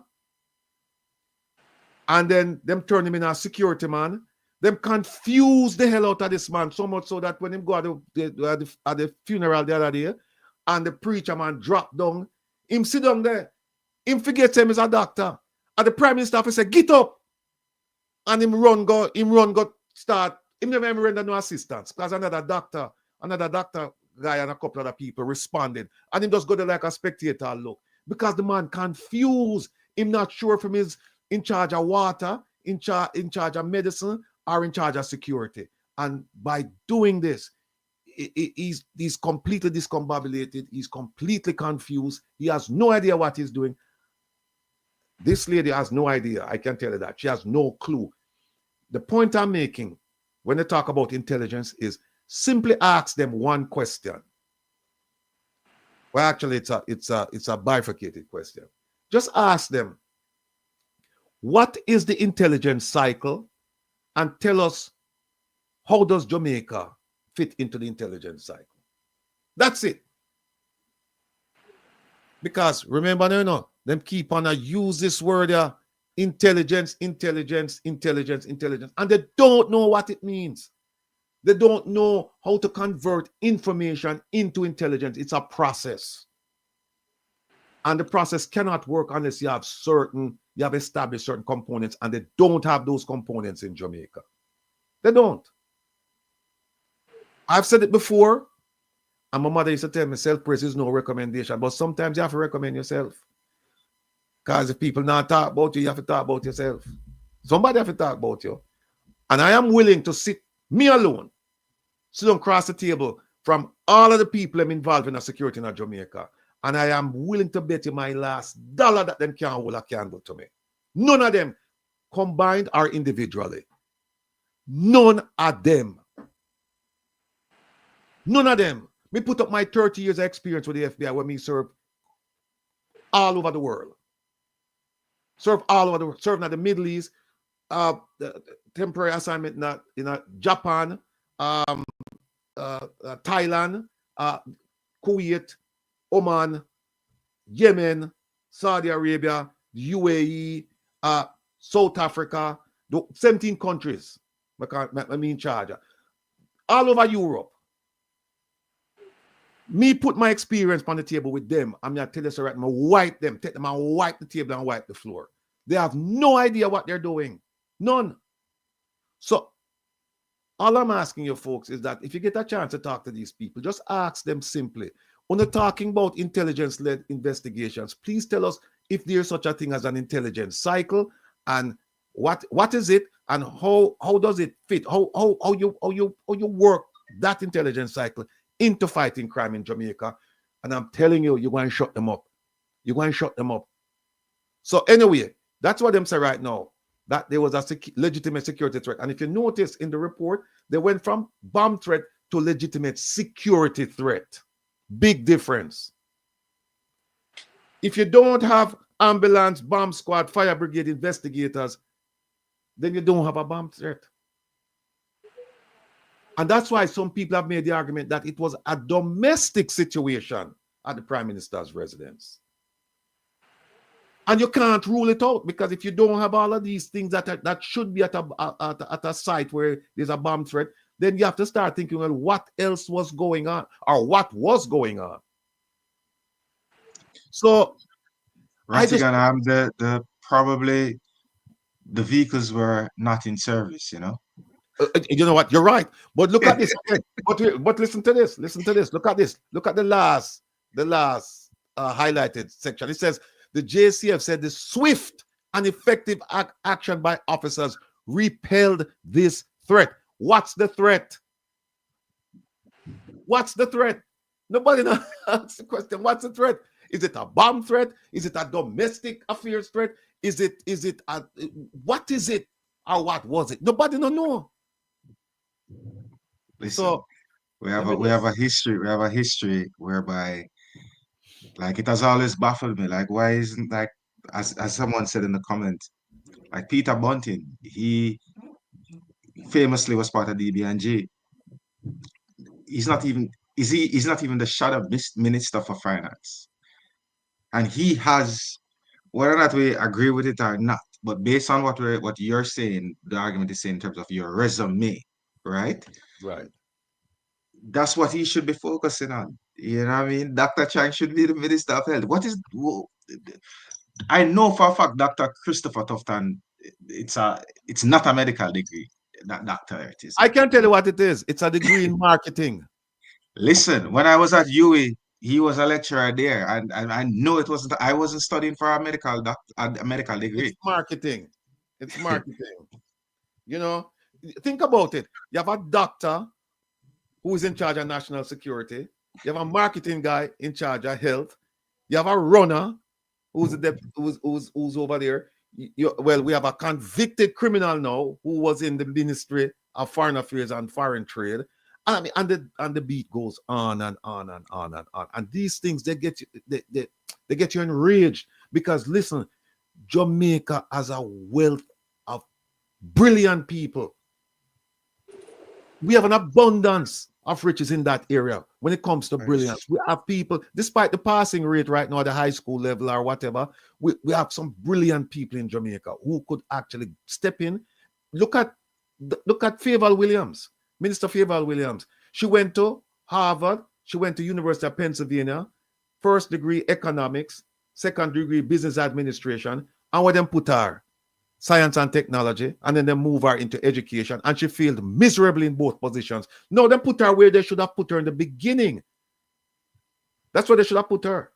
They should have put her at Ministry of Finance and the Public Service. But instead, they had somebody else there, Mr. Shaw, and then they put Dr. Clark over there. Dr. Clark is a statistician. Him should have there, you know, him should have there over at Statin or PIOG. But them, you see what them do, the friend and company business. He was in the private sector, PSOJ. And in fact, when the Prime Minister took office in 2016, I think it was the day after he took office, that he had a meeting with PSOJ, and who was there at the meeting? Dr. Clark was there. Pretty soon after that, Dr. Clark became ambassador for economic affairs or something like that. And then remember when they went to Israel in 2017, they had no established diplomats with them. None. They met with Bibi. How you can go meet with BB and you don't have your established people with you? You went with Michael Lee Chen. You went with Dr. Clark. You went with Arbin Hill. You went with Anthony Anderson. Were your career diplomats them there? Not even the Minister of Foreign Affairs was on that trip. Yeah, well, I mean, at the end of the day, probably the right persons went. Well, I get you. I get you. Yeah, yeah, you're right. You know, it's like this lady here. This lady, the junior minister in the Ministry of National Security. She made a speech about a month and a half ago, and she said, "We are fighting anti-corruption." And I said, "My goodness gracious, where them get them people from? Government to fight corruption, you know, fight anti-corruption." And somebody said, "No man, she right, man. That is what them a do. Them a fight the efforts against corruption. That is what them a fight. They're not in the fight against corruption. They're in the fight against those trying to fight against corruption." Look, People always tell what them about, you know, is we choose not to believe. exactly. Look, folks, when I come off from my soapbox, you know, on the call. And I have to go Jamaica regular, and I have to do business there, so I don't want them blacklist me. Yeah, that's No, you're right. We don't want to. Yeah, but you know, Ratty, what I say is that you know, I believe in people power. People power, people power, people. I'll always go back to it, people power. Sometimes we have to know how to force the government to think or to act in the direction that we want them to act. And sometimes it starts out by I don't want to say embarrassed, but putting in the work in the field that you're passionate about, in the field that you're good at, producing the results. And then by doing so, it puts a spotlight on the government to say if one person or if a group of persons could on their own do so much, you know, imagine what could be done if there was government involvement. I know of one group, for example, who started out in organic agriculture. They started out as, you know, normal housewives, and they basically got persons from outside of Jamaica to come into Jamaica to train persons in organic farming, to the point where right now they've gotten the support of the Heart Trust, NTA, they've gotten support of other stakeholders, and they have now launched an initiative to travel around Jamaica to train persons into organic farming. If you were to sit and wait on the government, because one of the things that we have to accept, for me, nothing that happens affects me, because I've come to accept, I've come to realize it is sad that it shouldn't be like this. But the Jamaican government does not care about the Jamaican people, and that's a sad reality. At least that's what I believe. That's my opinion. My belief is that the Jamaican government, for the most part, don't care about the Jamaican people. If you've come to accept that fact, then nothing affects you, because you're not gonna you're not gonna be bothered by what you now know. So since you now know that, what you're going to do is you're gonna start to think, what can I do, or what do I do as a group of people, as people, or what do I do as an individual to create the reality that I want? What do I do to create the reality that I want? And that's why I'm saying that, you know, we have to understand that this is the reality. For the most part, the Jamaican government, and the only time that they show that they care is when there's something for them to get, or when there's somebody outside to benefit. I talk about you know, all of a sudden, for example, this whole idea to help Jamaican get land titles. I mean, does Jamaica care about Jamaicans and getting land title? No, I don't care about Jamaicans. Jamaica is for sale, and so one of the reasons why this whole idea came up about helping Jamaicans to get land title is because in investigating lands, in order to get a title for somebody, you have to find out who is in charge of the properties adjoining that property.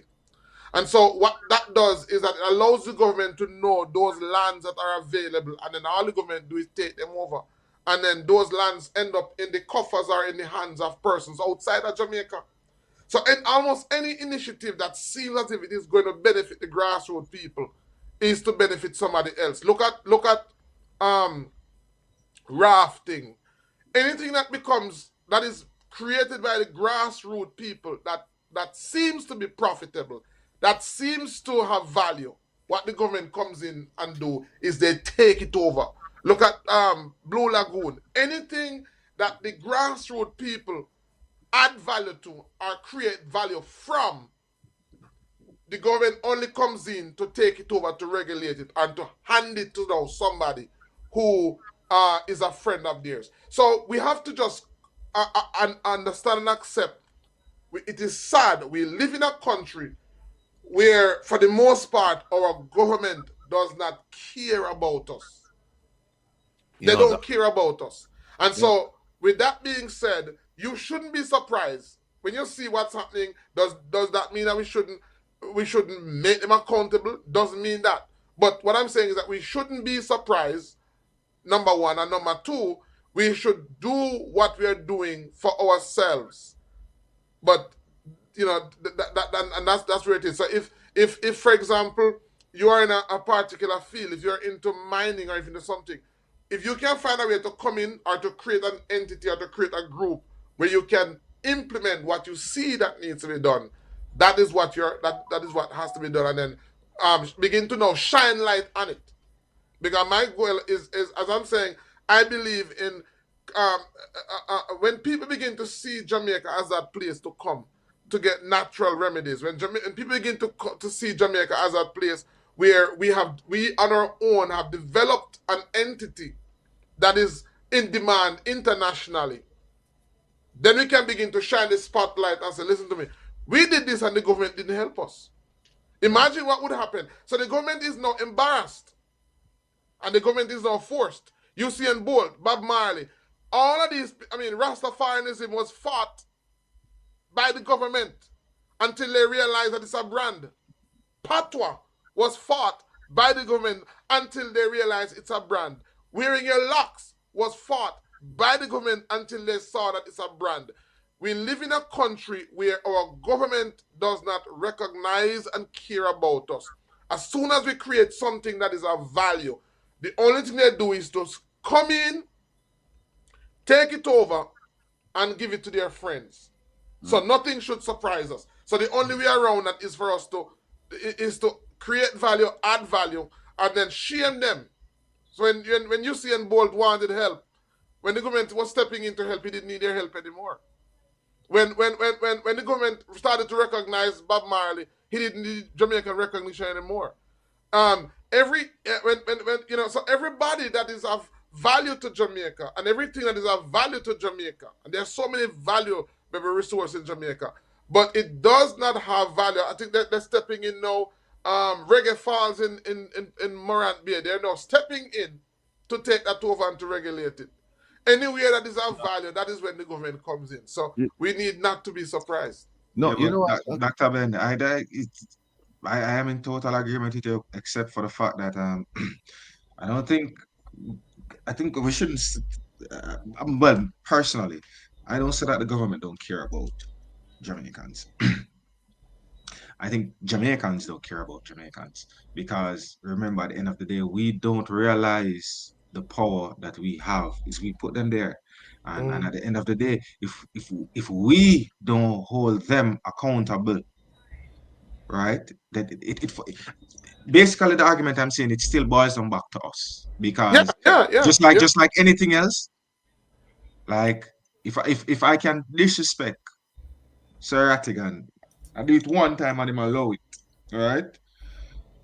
And I do it for a year. It's a hard press at that point to try. Him have to box me down back now. You understand?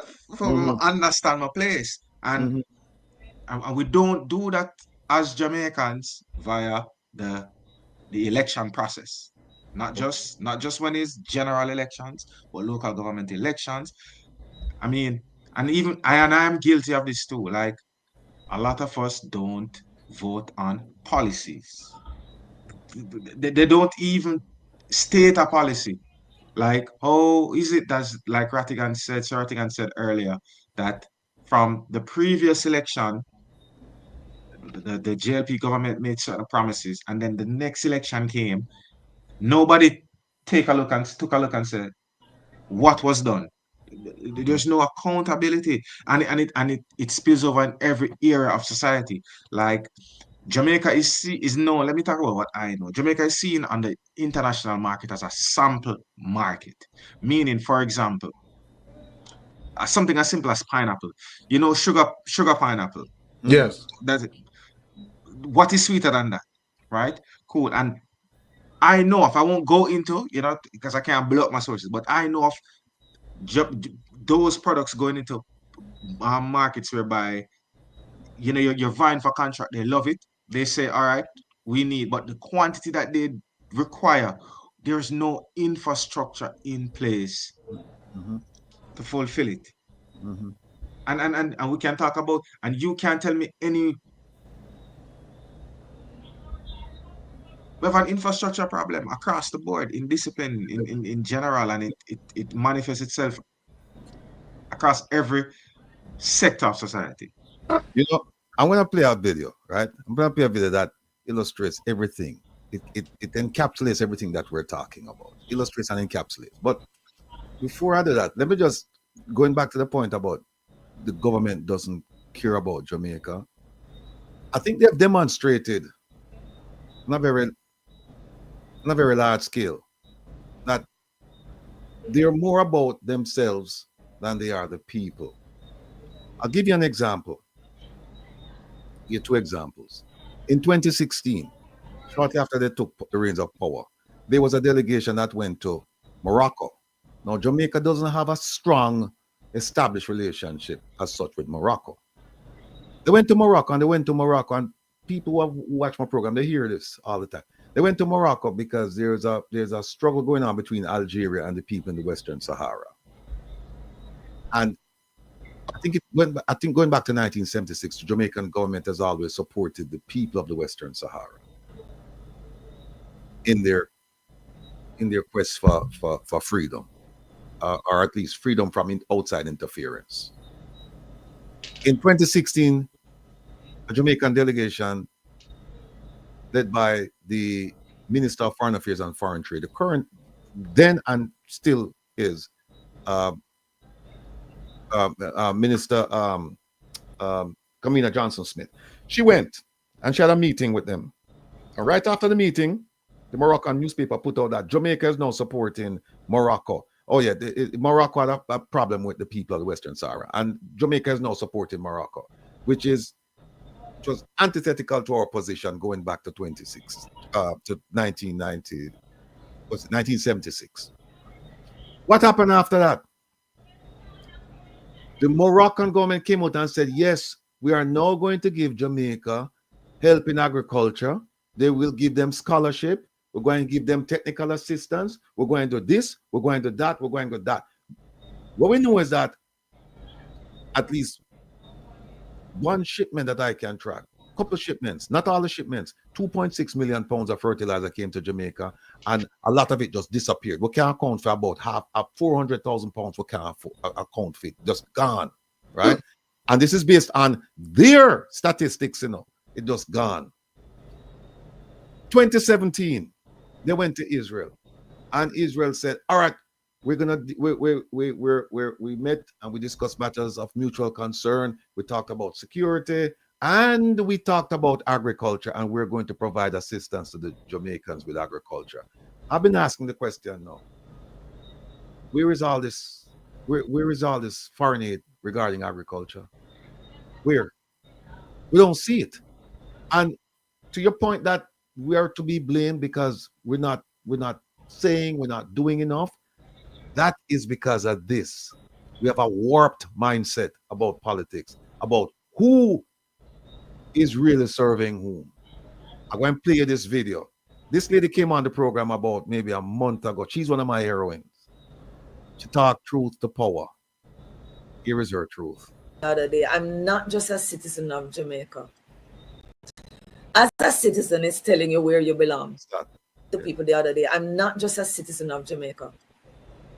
As a citizen, it's telling you where you belong. I am more interested in looking at this problem through the lens of an owner. It is actually true that all that money in the bank belongs to us. All the government's assets that the Auditor General is talking about, this thing named government, is really the people's. That's the first thing. I'm an owner. The second thing is I have to look at it through the lens, not just of a voter. Yes, I sat, there's an election coming up. That election is actually a hiring mechanism. I am employing 63 public officials who have to step aside and we have to revisit who. So if I'm employing them, that makes me what? An employer. As an employer, I don't have the responsibility of a voter. A voter has one thing they have to do really almost every 4 to 5 years, dip your finger. But an employer has to be paying attention what? Far more often than that. And the last thing is, I am not just a taxpayer. A taxpayer is the person who Parliament write a law and say, you have to give me this. I see it as I am a financier because everything that the government is going to do, I am financing it and I want a return on my money because that is what a financier wants. So Jeanette and the team at JAMP sees themselves as owners, employers, and financiers. So when I'm a financier and I hear that Barita or whoever is fooling around with my money, I'm going to hold somebody to account. How are the citizens going to do this? How are you going to make your voice heard? There are many ways.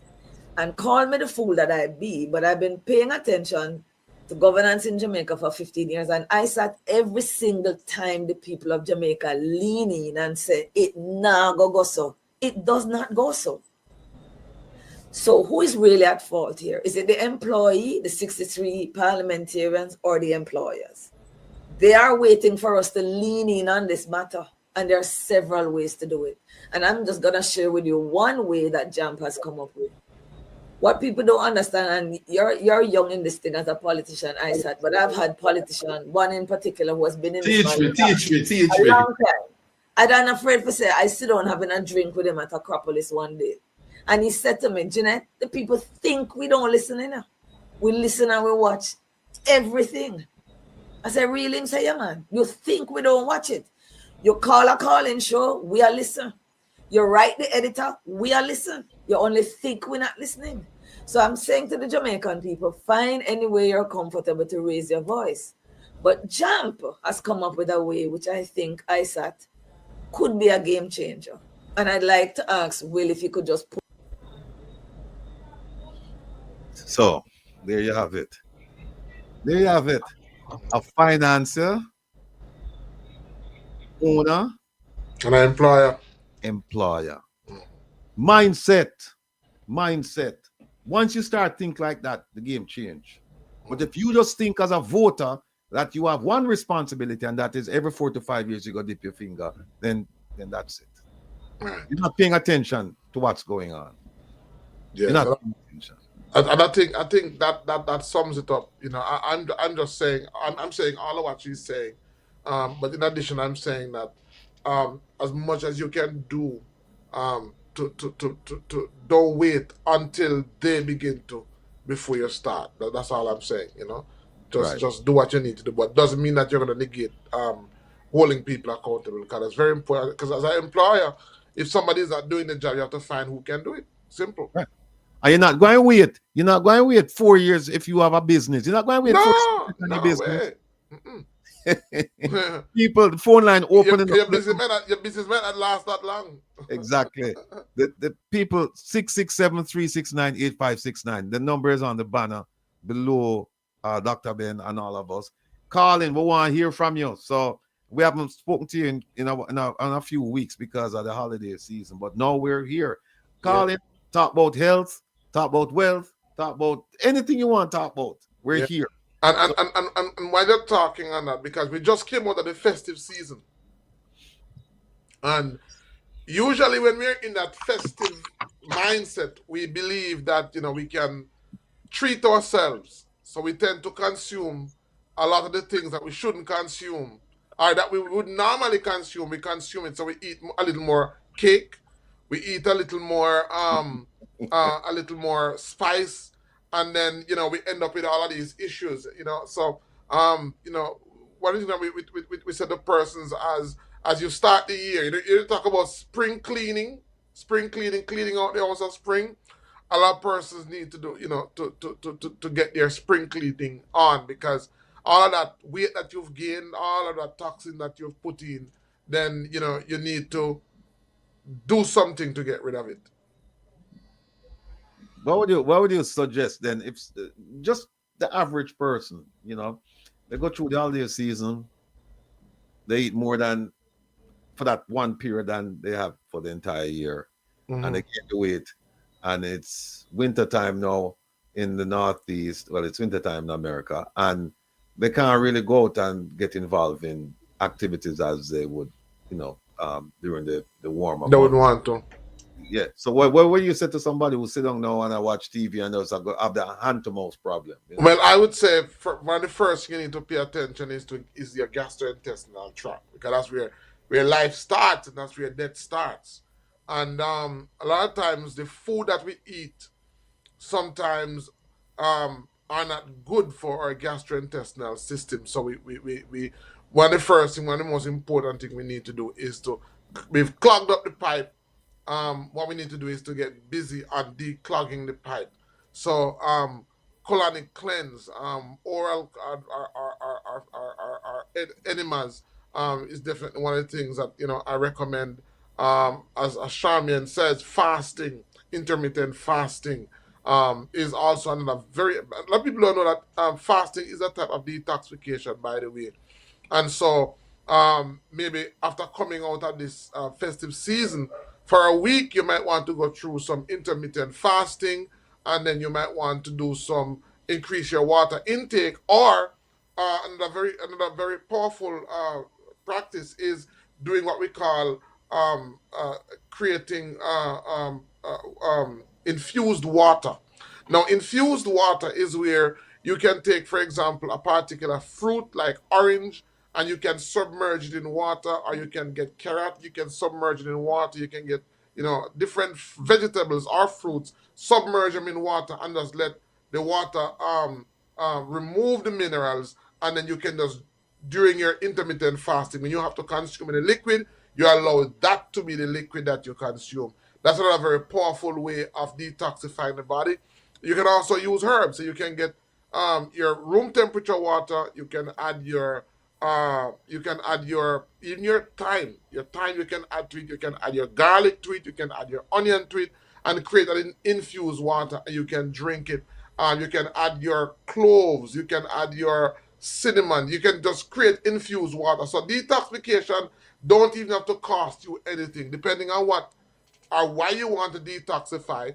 A very powerful way is by doing what I call creating infused water. So you basically go on, you eat today, you fast tomorrow, that type of thing, and then on the days that you're fasting, you consume that water, and it helps to detoxify the system. Look, let me I have a question for you. Oh, somebody's calling. Caller, good night. Welcome to Come Reason with Rattigan. Where are you calling from? Philadelphia. All right. Good night, everyone. Good night. Okay, this question is for Doc.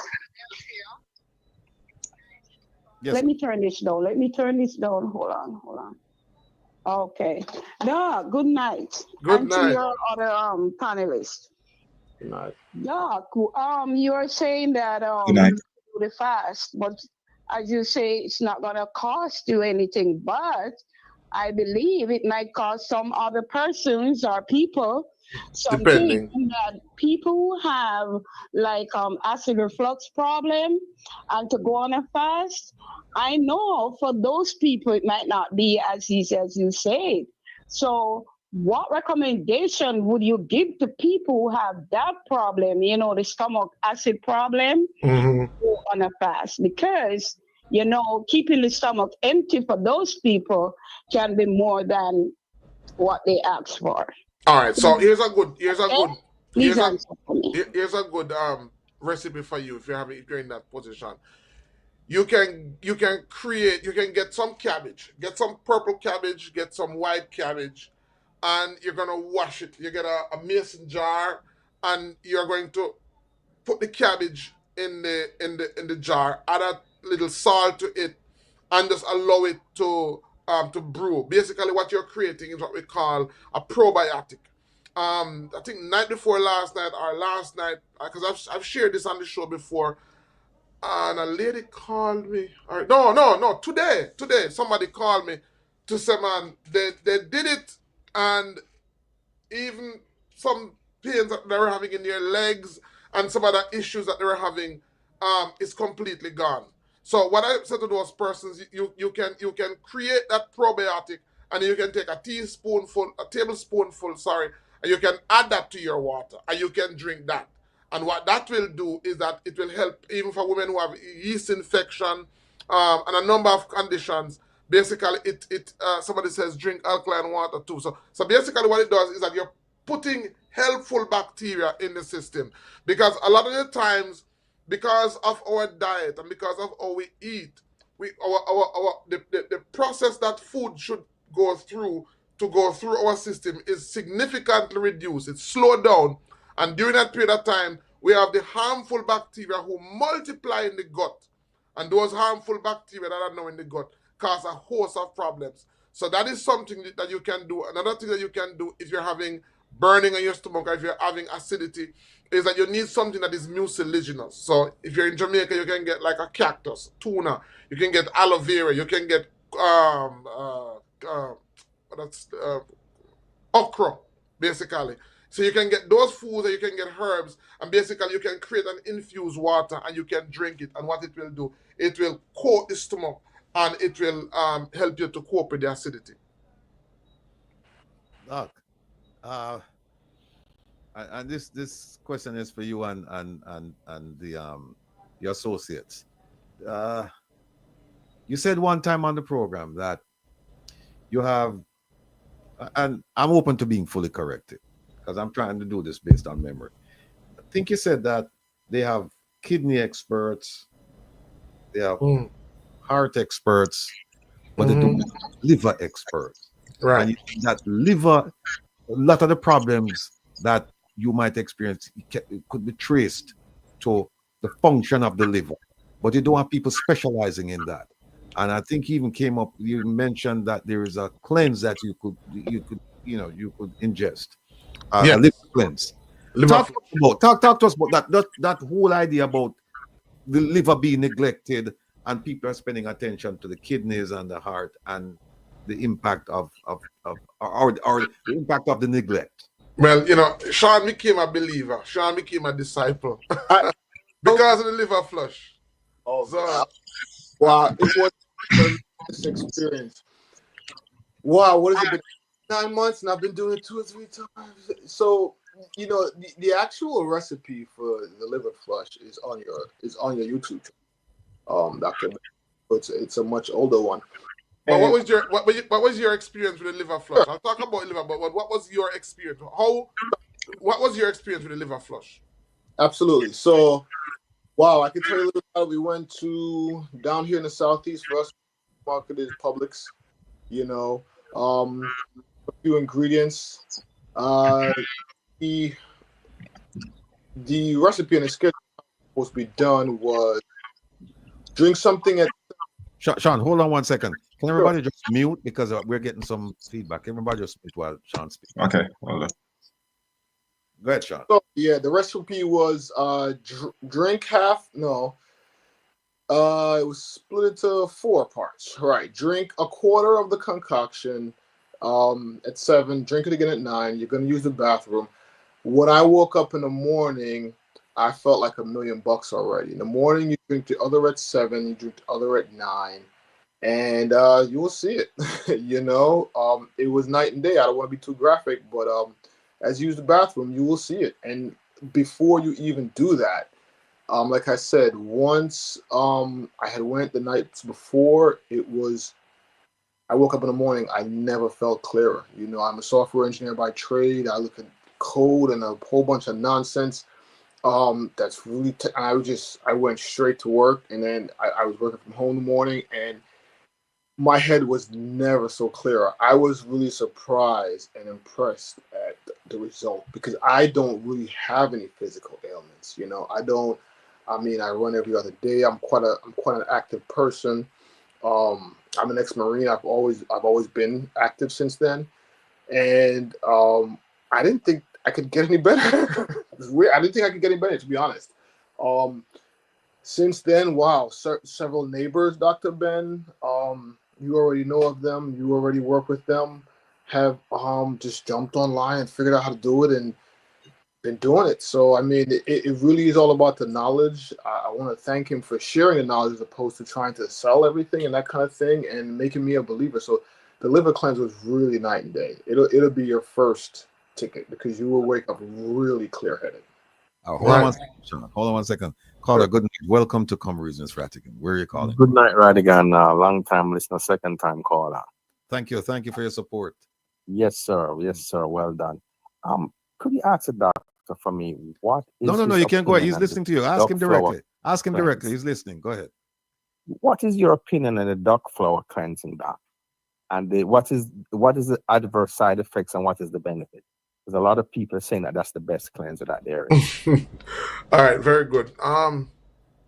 Duck flower it comes from a category that we call emetics. So there are a number of emetics. These are emetics, by the way, are herbs that encourage you to throw up. There are a number of them. Right. So there are a number of them. Now, duck flower comes from a family of plant that is considered to be very, very potent. And it's not a plant that you play around with. And I've taken it personally. I've taken it personally. I was talking about seeing people take it. I've taken it personally. And I know that it has to be taken under guidance because straight up, this is a herb that can lead to fatality. It can kill you if you don't know how to take it. As a matter of fact, one of the alkaloids, one of the chemicals that is found in duck flower is not an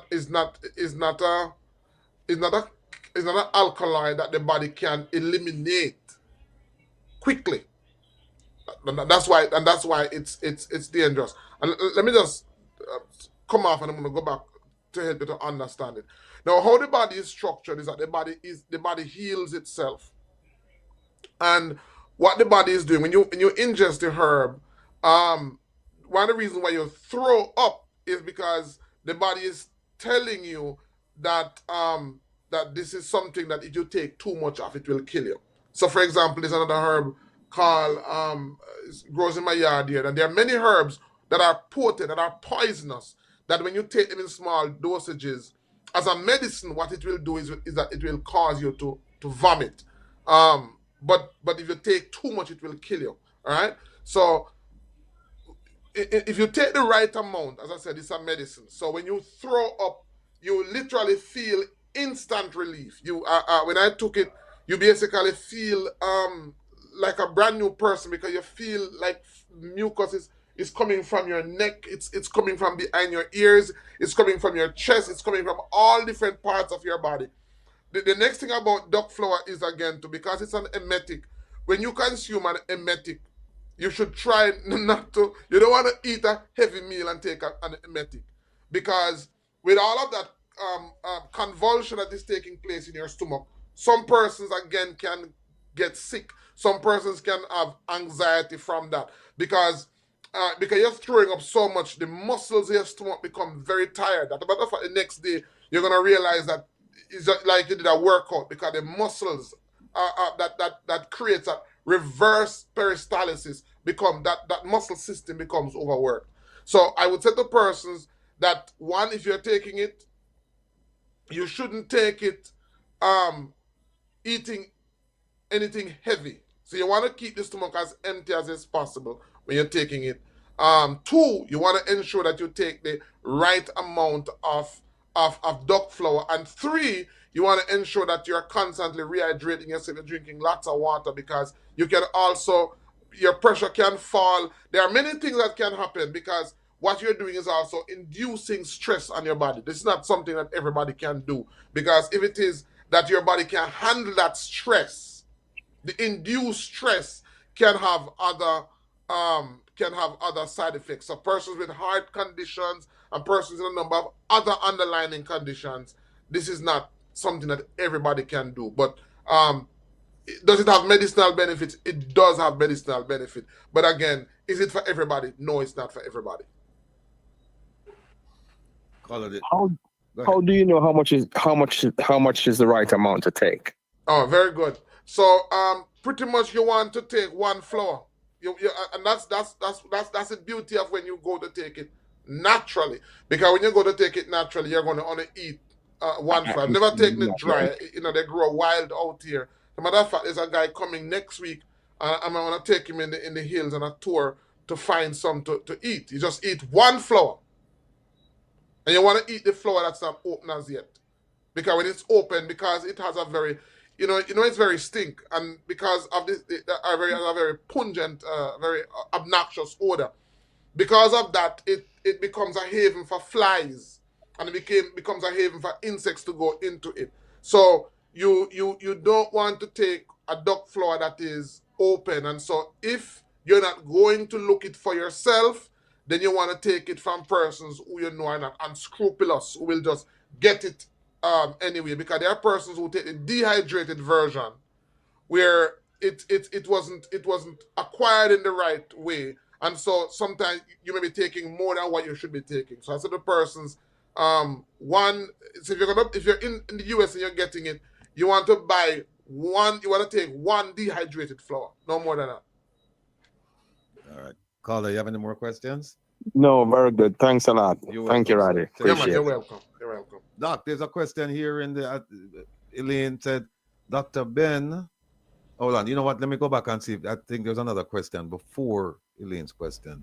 How do we get the body pH balance to be 14 instead of 7? It's getting. First of all, it's not something that is obtained overnight. You have to. It takes a period of time for that to happen. And I should also say that we talk a lot about acidity, but we have to bear in mind that alkalinity, being too alkaline can be just as harmful as being too acidic. What you want is a balance. And so there are a number of ways that you can do it. One of the easiest way of doing it is by consuming water, or alkaline water. All right? And by doing that, basically what you're doing is that you're replacing the acidic fluid that's in your body with alkaline fluid. So one of the easiest way of doing that is by drinking water, and it's doing that over a period of time, because you may be eating alkaline, but your skincare product is acidic. So it's not just eating, it's also what else you're doing in addition to eating. Yeah. Before you answer Elaine's question, you mentioned one time that you have to be careful about lotions because they contain some chemicals that are harmful despite the advertising. Can you speak to that, please? Yeah.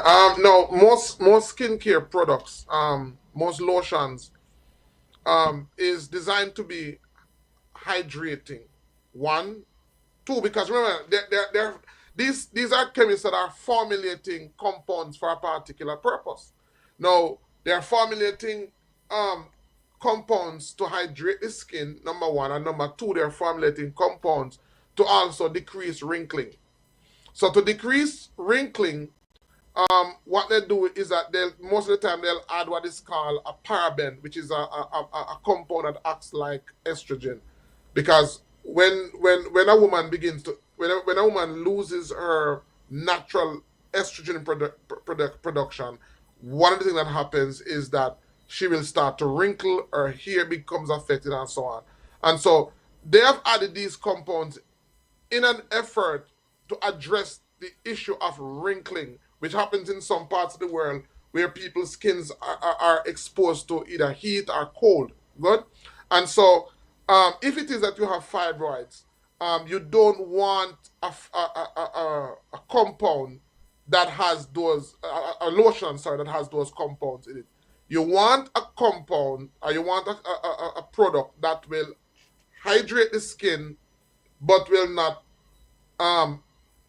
have those compounds in it. So oils, because our body's not producing enough oil. So shea butter, for example, is a very good example. So a lot of persons who have fibroids, when was it? Even recently, a man tell me, say, boy, now I get nothing, 3-4 months in, now I get nothing from him wife, because she's constantly just bleeding. This is something that is dear to me, because for 5 years of my life I worked with women who had fibroids, and so I've seen couples who are in misery, men who are in a misery, who see their nice wife on the bed and can't touch them for months at a time because of this annoying bleeding condition. And so when she started taking the fibroids medicine, because one of the ingredients in it is designed to increase progesterone to balance out the effects, that high level of estrogen. And so when I spoke to her and I said, do you have your lotion with you? She said, yes. She took it out. And when I looked at it, I began to just show her all the different paraben form, because usually some lotion don't have one type of paraben. It has multiple forms of paraben in it. And the minute she started to eliminate it and to take the product, guess what happened? Their love life was back to normal. Okay. So it's not just what you put in your mouth, it's also what you put in your skin, because what you put in your skin goes directly into your blood. So I tell persons, if it can't go in your mouth, it shouldn't go on your skin. Dr. Ben, in regards to paraben, because we had this conversation also, you constantly have to be vigilant also. For example, even when you were in New York last, Dr. Ben, I remember we were having a conversation, but long and short of it is this, like you will buy Palmer's, right? Just for an example, right? And some other trusted brands. But when you do your research, you constantly have to do your research, because periodically these people trick with long and short. And there's always a recall and whatnot. So I would also state that don't get into the habit of just trusting these reputable brands. Also be on the lookout for recalls and so forth, because a lot of times we get tricked. Because I've seen where I've bought products and it says it doesn't have in parabens, and then it gets recalled and nothing comes of it. You then pay a fine and just move on. Right. We take their stuff for granted. Look at a simple case as, do you remember Main's? No, the toothpaste. Main's. Tums of Maine. Tons of Maine. Thank you. I use that a lot because I don't like fluoride. Well, guess what? It was bought up by Colgate, and then they start using fluoride without telling us. So, just like you said, Dr. Ben, once you start doing something good, the big boys come in and they just take cut over. costs. For lack of a better word, they cut costs. So we bear in mind that we have to do our own due diligence also and constantly check up on these companies. That's it. Yeah. So, somebody said something about enlarged prostate, because guess what? The major factor that influences fibroids also contributes to enlarged prostate. And so I said to persons that this is not an issue that only affects women; it also affects men as well, and it also contributes to issues of infertility and issues like those. So it's really a major concern. And so even as it relates to fibroids, one statistic said that as much as 8 out of every 10 women, 8 out of every 10 women will have fibroid. And so that's something.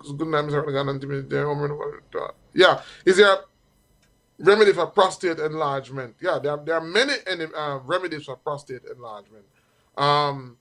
Many remedies for prostate enlargement. One of the main factors because I always have to go back to what causes it. One of the main factors of enlarged prostate, and as I said, notice it affects men of a certain age. Because that's the first thing you have to ask the question. Why is it that men in their 20s don't have enlarged prostate? Why is it that a boy in his 16 or 17 don't have enlarged prostate? It is because as you hit that magical age of 40 and over. As you hit that age, your testosterone level begins to go down. And once your testosterone level start to go down, then guess what? Your estrogen level begins to go up. One night, Ratty, we're gonna have a show with just for men. We talk about just for men. Because I wanna talk about those factors, those things that men will not want to talk about. Because a lot of men don't want to talk about what's affecting them. And in order to really fix it, sometimes you have to go into the details. One, to help persons to identify when the problems start. Because most people only tell you that they have the problem and they don't know how to identify when the problems start. And that's important because it's always easier to fix the problem in its infancy than when it has matured. So it's very important. So one of the just for men means say no ladies. No, we want the ladies to come because guess what happened? A lot of the men don't take care of themselves. It's the ladies that take care of the men most of the time. So for just for men is where we want a lot of men, but we want the ladies because a lot of the men who need the information wouldn't even be on this platform. So we need the ladies to get it so that they can guide their men. But it's really a serious issue. More and more now we're seeing men in their 20s coming into us that are having erectile issues, that are having fertility issues. It's becoming a serious problem now, both men and women. But we're seeing a lot of younger men who are coming in now that are having this that are having this issue.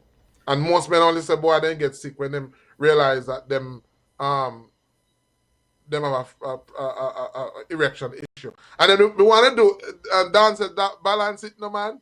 We need one night for the women because we need to talk about the women. When I used to focus a lot on women, I realized that a lot of women don't know what a normal period looks like. Because we don't talk about these things anymore. A lot of women don't know the color of a normal period. A lot of women don't even know when their periods start to get bad. They don't know because their mothers don't tell them, their grandmothers don't tell them, and when they come to the light, it's when it's too late. So as simple as, what does a normal period look like? Most girls don't know. And guess what happened? The body is telling you. The body tells us about these things in their very early stages, and we ignore them. So we don't know what to look for. And one question I ask young ladies is, for example, what color is your period? And them say they don't know. A lot of times I say, is it black looking purple? And they say yes, so you know. Because when they come to us, the pain and the discomfort that they're feeling, their period has a color that it shouldn't have. But long before it have that color, it was warning them long before, and they don't know. And then, so once we get into that, so can you imagine? This is so uncomfortable for persons to talk about. A lot of persons don't know what a normal stool looks like. Because some people use the toilet and they don't look back at it. Some people don't look back at their stool. Because this is thing, Ratty, that we used to go bush, and when we go bush and we do a thing, we take stick and turn it over and look funny. Well, we don't ever used to do that. But this is uncomfortable for some persons to say. But a lot of people don't know what a normal period looks like. They don't know what a normal stool looks like. And so when they actually come to you, even though the body was giving them warning and telling them and talking to them, it was ignored because they didn't know better. When they come to you, when the problem is matured, you want people to come with you with with problems in the picnic stage, but then come to you with problems that have become adults. Say Raphael, I have a question, but before you check out that, Doc, oh, you're from Michael. We know you're from Michael Silent. Michael, tell us about some of the issues that you are addressing in Jamaica.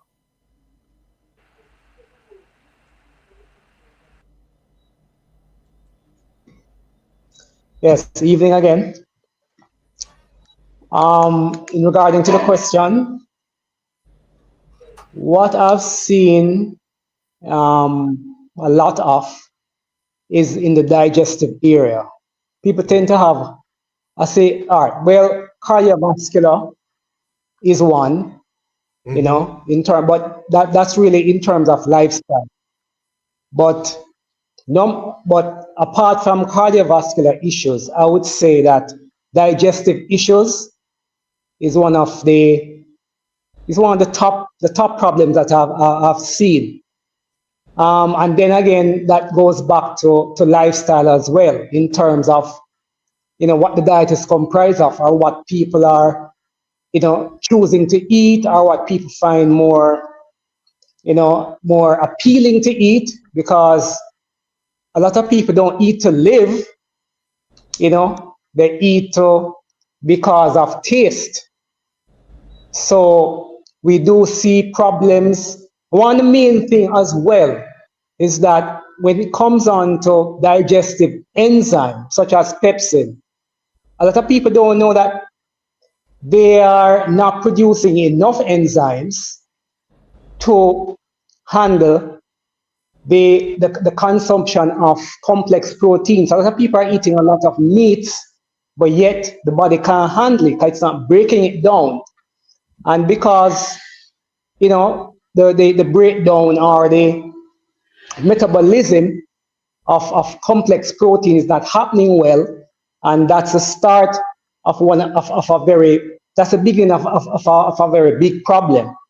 So it put pressure on the stomach, and also it creates problems for the large and the small intestines. And then now you will have absorption issues. So a lot of people are eating, but they're not absorbing. And as a result of that, it leads down, you know, then there's a follow-on effect where people come undernourished and the body will slowly fall apart. So the digestive issues, I would say, is one of the main problems that I'm seeing. You know, Michael. Anything further? Yeah, Michael, can you hear me?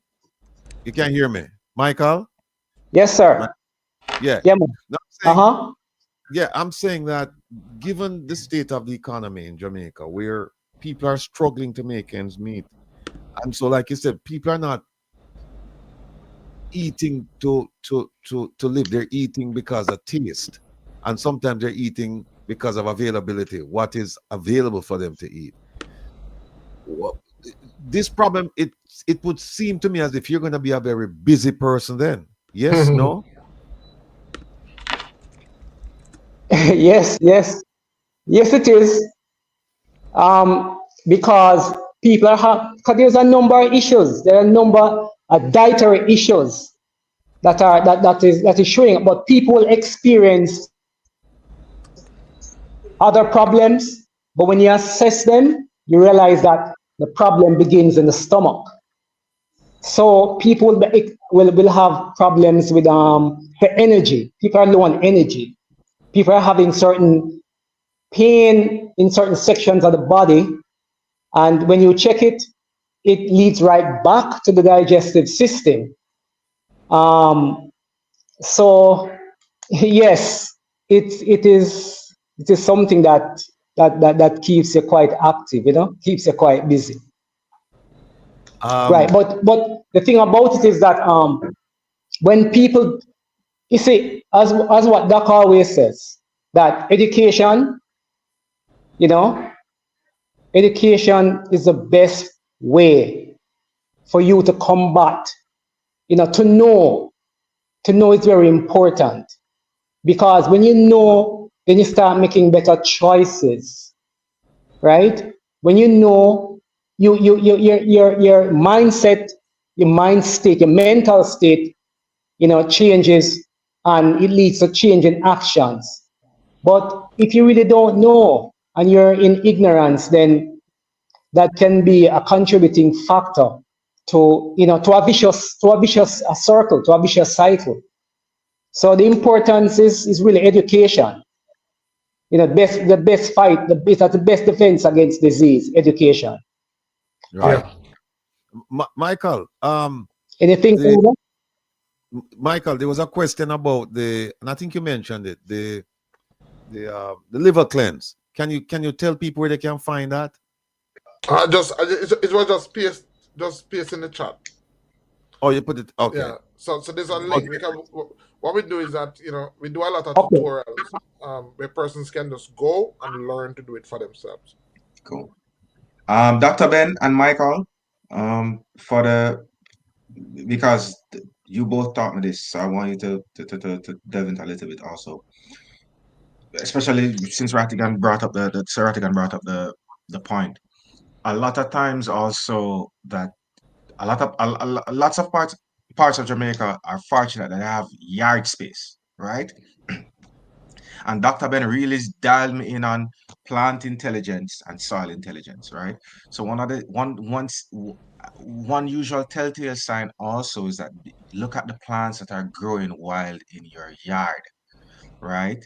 I mean, we're accustomed to chopping it Right. down and cutting it on the mowing the grass, and things is it's a nuisance, but it speaks to the problem that is happening in the vicinity. Now, I'm not much of an expert where that is concerned, so Dr. Ben and Michael will have to take on it, but I know it's a very valid point in terms of these are clues, cheap clues as to what could to your problems, as in an indicator that hey, you may need to go and see a doc, you may need to go and see a mic, and so forth. Like Yeah. people say dog blood growing wild in them yard, and it's a nuisance. They rip it out. Someone within the vicinity has the problem, and the dog blood is sprouting because it is the cure, like that. Right. Doc, Simone says she's waiting to see you. I don't know. I think she's in New York. I think Simone is in New York. So Simone, I would have to direct to either to Chris or I have another gentleman. Depending on where we have Pastor Hamilton, we have two persons in New York right now. And I know Sean goes to that area sometime. But in terms of living in New York, I need to be there February 11th. yeah. So. Yeah, but just reach out to me and I'll help you to make the connection. But as Chris said, one thing about us is that there's what we call artificial intelligence, and there's natural intelligence. Now, natural intelligence is based on the fact that there's a consciousness and an intelligence around us.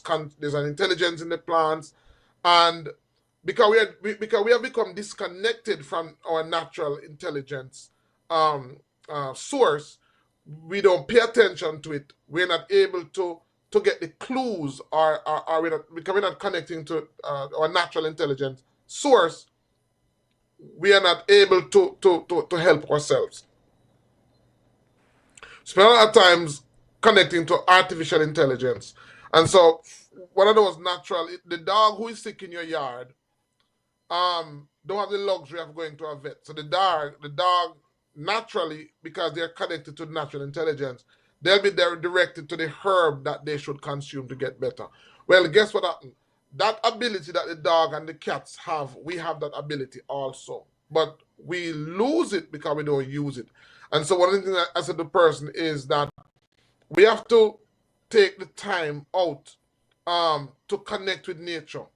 So if you pay attention to the plants in your yard, what I've found from my observation is that most times I go somewhere to visit somebody who is sick. Sometimes after seeing the person, I go around the yard, and guess what? The remedy is in the yard. I can identify the remedy in the yard. And sometimes even before I go to see the person, based on what is I see in the yard, I'll ask questions based on the major use of those plants, and I find out that the ailment is in the house. So a lot of times we don't pay attention to that.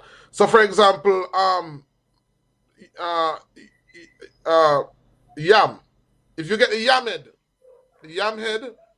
and if you get the yam head and put it in the sun, whether it's renta, maybe more like renta, I use yellow yam. You get the renta yam, Rattigan. You put it in the sun, and you allow it to dry. What's going to happen is it's going to form some very tough pieces like rock, and they would get it and beat it in the mortar, and they would beat it into a powder, and then after they beat it into a powder, you can consume that. And if you're having like an enlarged prostate, because that yam head is very high in progesterone, and if you take that yam head, it will help in hormonally in balancing your hormones. But when you have an enlarged prostate, you have a number of other what we call them astringent herbs, because you're having the swelling. What is happening is that there's a fluid buildup, fluid inside the tissue. So the tissues that you have an outer on the prostate. There's this outer portion and there's this inner portion where the urethra comes through. Well, that is the area that most of the time develops fluid retention, and so it squeezes the urethra. So if you take, for example, certain herbs that are very good astringents, it will most of the time shrink it, because a lot of times the area is inflamed, and so because the area is inflamed, anywhere in the body where there's inflammation, if I knock you on your forehead right now, it becomes inflamed and begins to swell. If I stick you in your eye, your eye begins to run water. Anywhere in the body where there's inflammation, there's an accumulation of fluid. It's common sense. And so what we have to do is to find herbs that remove fluid out of the tissues, and you basically fix it. It's not difficult to figure out at all. Doc, your question from Royal Best. Can you speak on low iron? Been on meds for anemia for over 2 years, yet my iron is still low. Then it depends on what, because there are different sources. The iron that you take is made from different sources. And so sometimes the source that you're taking may not be an organic source. So because it's not organic, the body doesn't utilize it. So what you may want to do is to switch to an organic source of iron. Some iron sources are actually made from extract from the pig liver. Right? So what you want is an organic source of iron. Some plants have for our main source of iron, one of the product that we use is the logwood heart, the heart of the logwood, high in iron. I had a guy that we working with in St. Thomas that came to me and said, man, he's anemic among other things, and I gave him, and he said, man, when him take him, it just woozy. Some person had hurt them because it's potent iron. You have this herb called purslane, a vegetable, very high in iron. You have callaloo, high in iron. You have Spanish needle, high in iron. And so basically what you want is an iron form that the body can identify. If you're taking an iron supplement and you're still anemic, it's because you're taking an inorganic form of iron. So Raphael asked a question a while ago. Yeah, Raphael, erectile dysfunction issue. So I'd have to talk to you more, because here's a challenge. There is erectile dysfunction, and these terms are thrown around a lot. So there is erectile dysfunction, there is infertility, and sometimes they are used interchangeably. So I'll have to talk to you to find out if you have underlying factors. For example, if you're diabetic, if you're on any prescription medication, because it may very well be that you said 10 years and I don't know your age. It can also be age related, because it can be hormone based. So we have to find out possibly what would be the cause. So we go talk to you and find out what are those causes. Is it medication? Is it nutrition? Is it that you're deficient? Because if you're deficient in certain minerals, it can cause that. If you're a certain age, there's a high likelihood that would happen because of hormonal changes. So there are many factors that can contribute to that. And usually, people say you can grow on the bush. So it is because you cannot. Most time when a person asks you a question, the person asks you a question based on a symptom. That's why most people ask you. Most people ask you a question based on a symptom. Now, a symptom can be the result of many causes. So it would be unwise to say that, okay, this is what you need, when we don't even know for sure what's causing the problem. So it's very good, it's more important to know what's causing the problem, so that when we tell you, okay, do that, you have a higher success rate, because the recommendation was not based on the symptom, it was based on the causative factor. And somebody says, Dr. Man, greeting again. Can you please tell a little bit about people about stress, number one, and eating around table with family that cook a staple meal, and the use of grass. Right. So, one thing I talk about is stress. Stress again, because even the question that you ask about erection, if it's for 10 years, I doubt that it's stress. But stress is one of the factors that can cause erectile dysfunction. And a lot of people who eat, a lot of people are stressed. A lot of people live a very stressful life. And so because of that, their entire bodies become dysfunctional. So I said the persons, even I live a very stressful life. I live a very high-paced life. And part of what I want to do while helping persons is to be able to feed myself. And so I'm making the decision to put myself in a position where I can plant what I eat as much as what I eat, because as I get older, the things that I used to get away with, as I get older, I won't get away with them. So if I used to eat externally and get away with it, that's no indication that you're okay. I have to make a plan to eat a higher quality food. I have to make plans to live a lower stress life, because as we get older, a lot of time we don't make adjustments for, socially what's happening to us. I see Male Leslie says, good night, women struggling with hormone imbalance, frequent bleeding.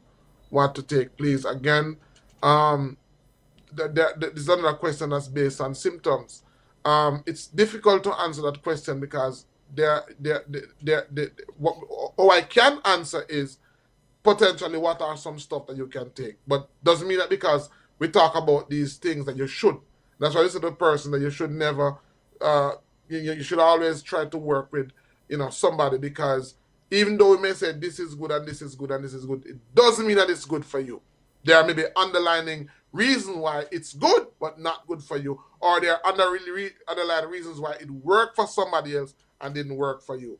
So if you're having bleeding, most of the times it's fibroids, hormonal imbalances. Sometimes, again, that's caused by certain medication that you're taking. It's caused by certain hormonal changes that your body is going through. And so there's this herb. Periwinkle is a very good herb that helps with heavy bleeding. Just 3 leaves. If just 3 leaves of periwinkle will almost stop any heavy bleeding. Right? There is wild yam that can help. There are many things that can help, but it always is based on what's causing the problem. Raphael, continue. Continue. They said, my neck and back hurt. I think that's why it won't stay up. No. If your neck and back, I don't think that's not. As Michael said, one of the biggest factor that we see is what is called arteriosclerosis, which is the hardening of the blood vessels, where the blood vessels become hardened, and what should happen is that the blood can't flow. So it would cause sometimes varicose vein. It would cause swelling, numbness, because a lot of the food that we eat, especially the oil that we eat, causes hardening or causes sclerosis. So a lot of men who may be having infertility issue, it's linked to the amount of fried foods that they eat, and the amount of saturated fats that they consume. A lot of it is linked to that. So it goes back to the cardiovascular system. Why do some people consume olive oil straight up?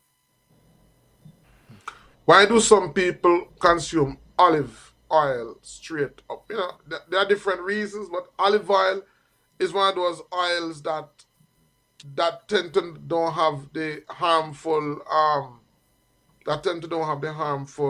cholesterols in it. So we recommend olive oil a lot, cold pressed olive oil a lot, because it's one of those oils that doesn't have a lot of harmful cholesterols in it.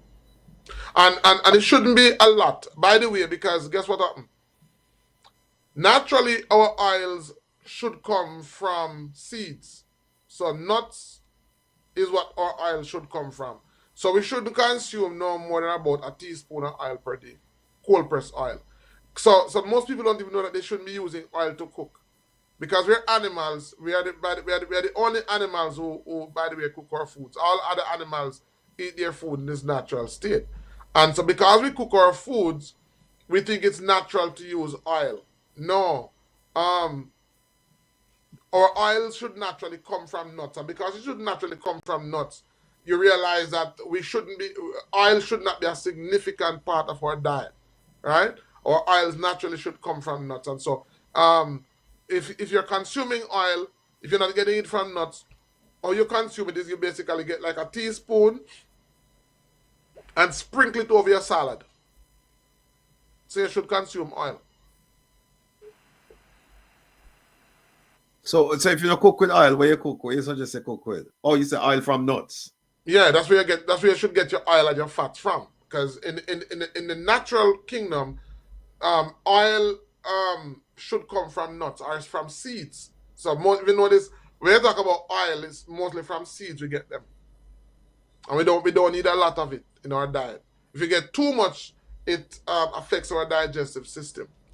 So you get some oil, and we should learn to make our own salad dressings. So you get small amount of oil, you get some cayenne pepper, you get some ginger, and you get some fruit juice, and you put it in a blender or a food processor, and you process that, and you can make different types of sauce, and you add that to your salad and you consume it. Doc, let me show you. Hold on. Somebody here made a comment. Here it is. My dear friend Darrett. Sister Rattigan look like 35-year-old. Darrett, I'm 33. So yes, I'm look old. So if you're getting enough sleep, you'd look like 25. Yeah. Talk to us about sleep thing. We talk about it before, but we probably have some new people who would have really like your comment on that. But yeah, as I said, to get sleep. Sleeping is synonymous to healing. So sleeping and healing, healing could be used instead of sleeping. So when you're sleeping, basically your body is in a state of rest. And so because you're in a state of rest, the body now is able to channel all that energy that you would use when you are animated. It's now able to channel all that energy into healing and repairing the body. And so when you don't get enough sleep, what happens is that you don't get enough healing, right? So healing, if you were supposed to get 7 hours of healing, you didn't get enough healing, it means that the healing was not complete. And usually what happens is that cumulatively, when you don't get enough sleep, it causes you to have insomnia, it causes you to have nerves issues, right? And so sleeping is very important. As much as you're eating, and we should be eating the right foods. If you're eating the best foods and you're not sleeping, it's almost as if you have the best raw material, but you have the poorest quality workmen to use that raw material. Because the body uses the raw material that we consume in the day now to heal us in the night. So if you're putting high quality raw material in the body and not getting enough sleep, it's almost as if you're just buying expensive material to do building, and you're hiring the poorest quality laborers to do the work. So a waste. It was a waste. It's a waste. Yeah. So a lot of people talk about eating right and so on. No, it has to be balanced. Getting the best quality raw material and getting the most skilled persons to use that raw material is how you're gonna get what you're the best for your body. You know what? But let me talk a little bit to Chris and Michael and Sean. Let me just ask them one question. What's the toughest issues you've had to deal with? Yeah, very good question. Wow. I think that the biggest challenge is what we may have not mentioned yet, which a lot of this harm is being done in the workplace, right, Doc? That, as well as just being aware that you really are in tune with nature. Doc, we had a walk through herb walk in my backyard, and you were so right. I never even realized that, all those things, but convincing people, that this works versus, and it's not a versus. Doc is the first person to tell you that it's not natural medicine versus what we're gonna call common medicine. It's not what you might get in the hospital. Go to your doctor, whatever they say, bring it straight to Dr. Ben, and then go back to them 6 months or 9 months later, and they agree. So the challenge is that obviously. Um, there's a huge medical industry which don't want you to know about these natural remedies. So I think that's probably the challenge, and it comes back to knowledge. It comes back to knowledge, and and like we know, it'll result in changes in the workplace that nobody wants to pay for. I mean, we may know that California may have some of the strictest laws when it comes to what you're allowed to put in the materials you sell people, right? What shows up in their houses, all kind of labels on the back of your clothes. I think it's right in front of people's faces, but they have a challenge just making that turn, and I think that's been my challenge. All right, Chris, how about you?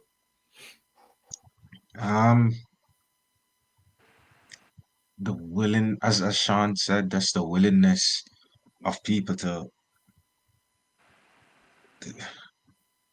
just to understand that, before Western medicine, or as we would say, current medicine, that this is what our ancestors used. And also, it's also balancing that fine line, because America is a very litigious society. So, it's a fine line.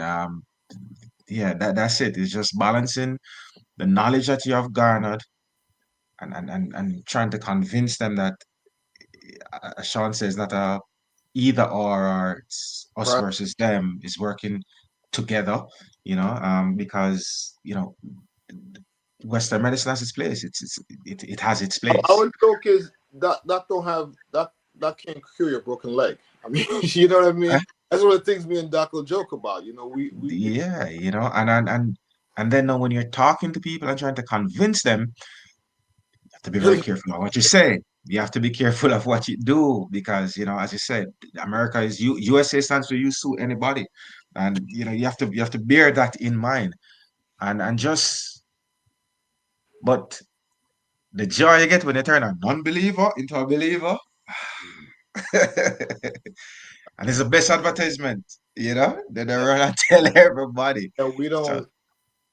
I mean, we haven't had to tell a lot of people about a product. They yeah, in the regiments, they speak for themselves. yeah. You know, So I mean, that's just it. That's just what I would say. It's just the willingness of persons to try historical, traditional, indigenous medicine, and just kind of lean into it. It's I don't even know what to tell you, man.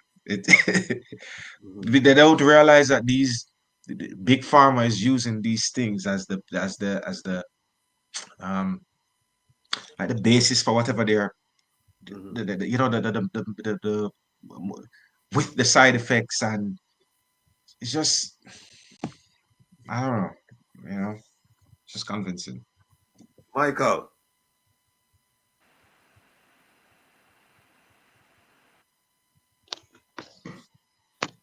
Yes. That might just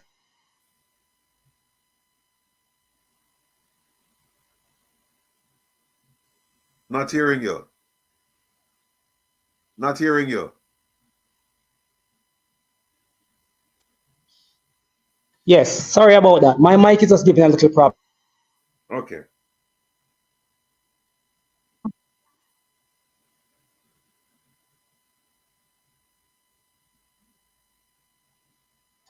Yes. Yeah, man. Sorry about that. Just saying that my mic, the phone is giving me a little problem. All right, but my biggest challenge is pretty much what my other batchmates have just spoken about. But I would just like to point out something though, that I don't want to seem, I don't want to come across as, as opening a can of worms, but what I've noticed is that most people really are interested in relief, but not healing. Because they, when they have the problem, they want you to help them get rid of the problem, like, no, no, no, no, no. But as soon as, the problem has, they get some relief, then they return to, the lifestyle that you're asking them to modify. I know it's not easy, right? But that's one of my challenge, to get people to stick to the advice that you give them. And another thing is that you have some people who are interested in herbs, but they want to go the herbal way, but there's some fear there. So they're willing to hold on to the Western, to the allopathic medicine. So, if for instance, you say you recommend something and you tell them that, listen, this might have a problem with this particular prescribed medication. So what you will require is monitoring. You're not telling them that they shouldn't. You just ask them to monitor. They don't want to take on that responsibility. So therefore, they'll just forego the herbal medication and stick to the Western medicine. So those are some of the challenges that I have.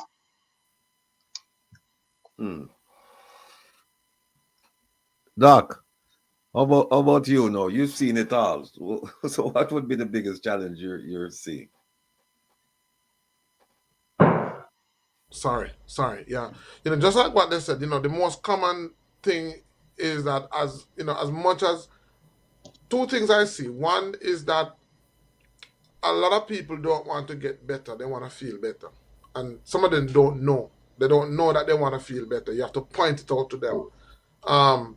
Because that's what they're accustomed to. They're accustomed to being, they're accustomed to the symptom being focused on or being remedied. They're not accustomed to fixing the problem, reversing it. So that's one. And the next thing is that what as the person, my biggest value, I believe, and my biggest contribution to anybody will be at all times trying to get people to learn for themselves. It's trying to educate persons.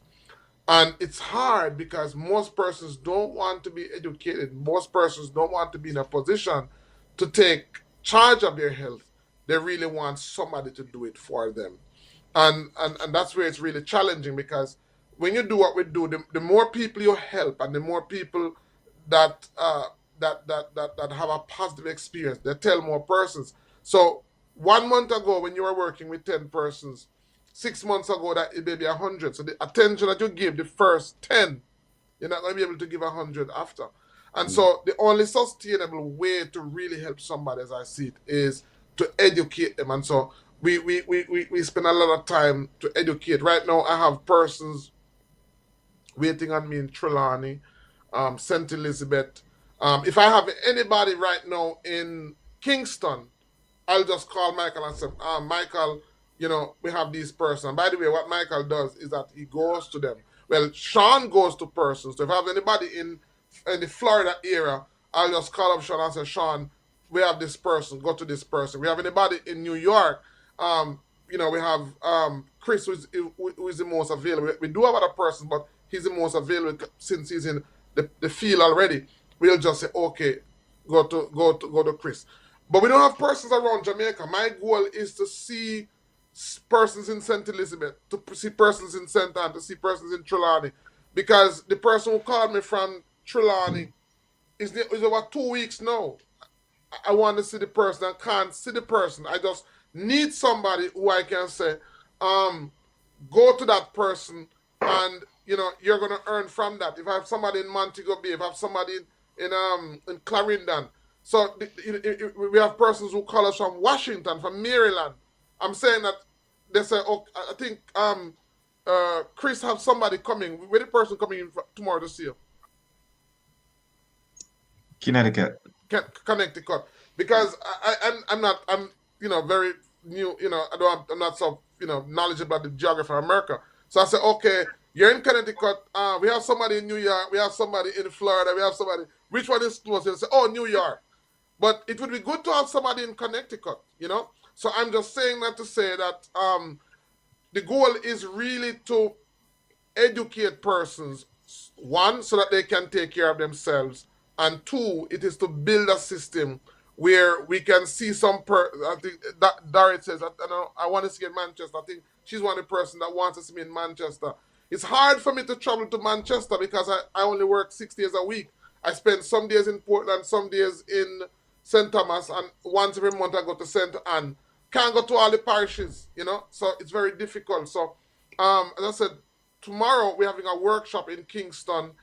We have quite a number of persons in Kingston that we're working with. We're training, so we'll have more persons in Kingston. We're looking for persons from other parishes. We're looking for persons in St. Thomas. We're looking for persons in St. Thomas because, as I said, the goal is to train persons. All you need to do is to have that passion, and we will guide you. So the biggest challenge is really, one, finding people who want to learn to take care of themselves, and two, finding persons who actually want to get better and not just feel better. I have a question for all three of you. You said that you wanna you would like to get people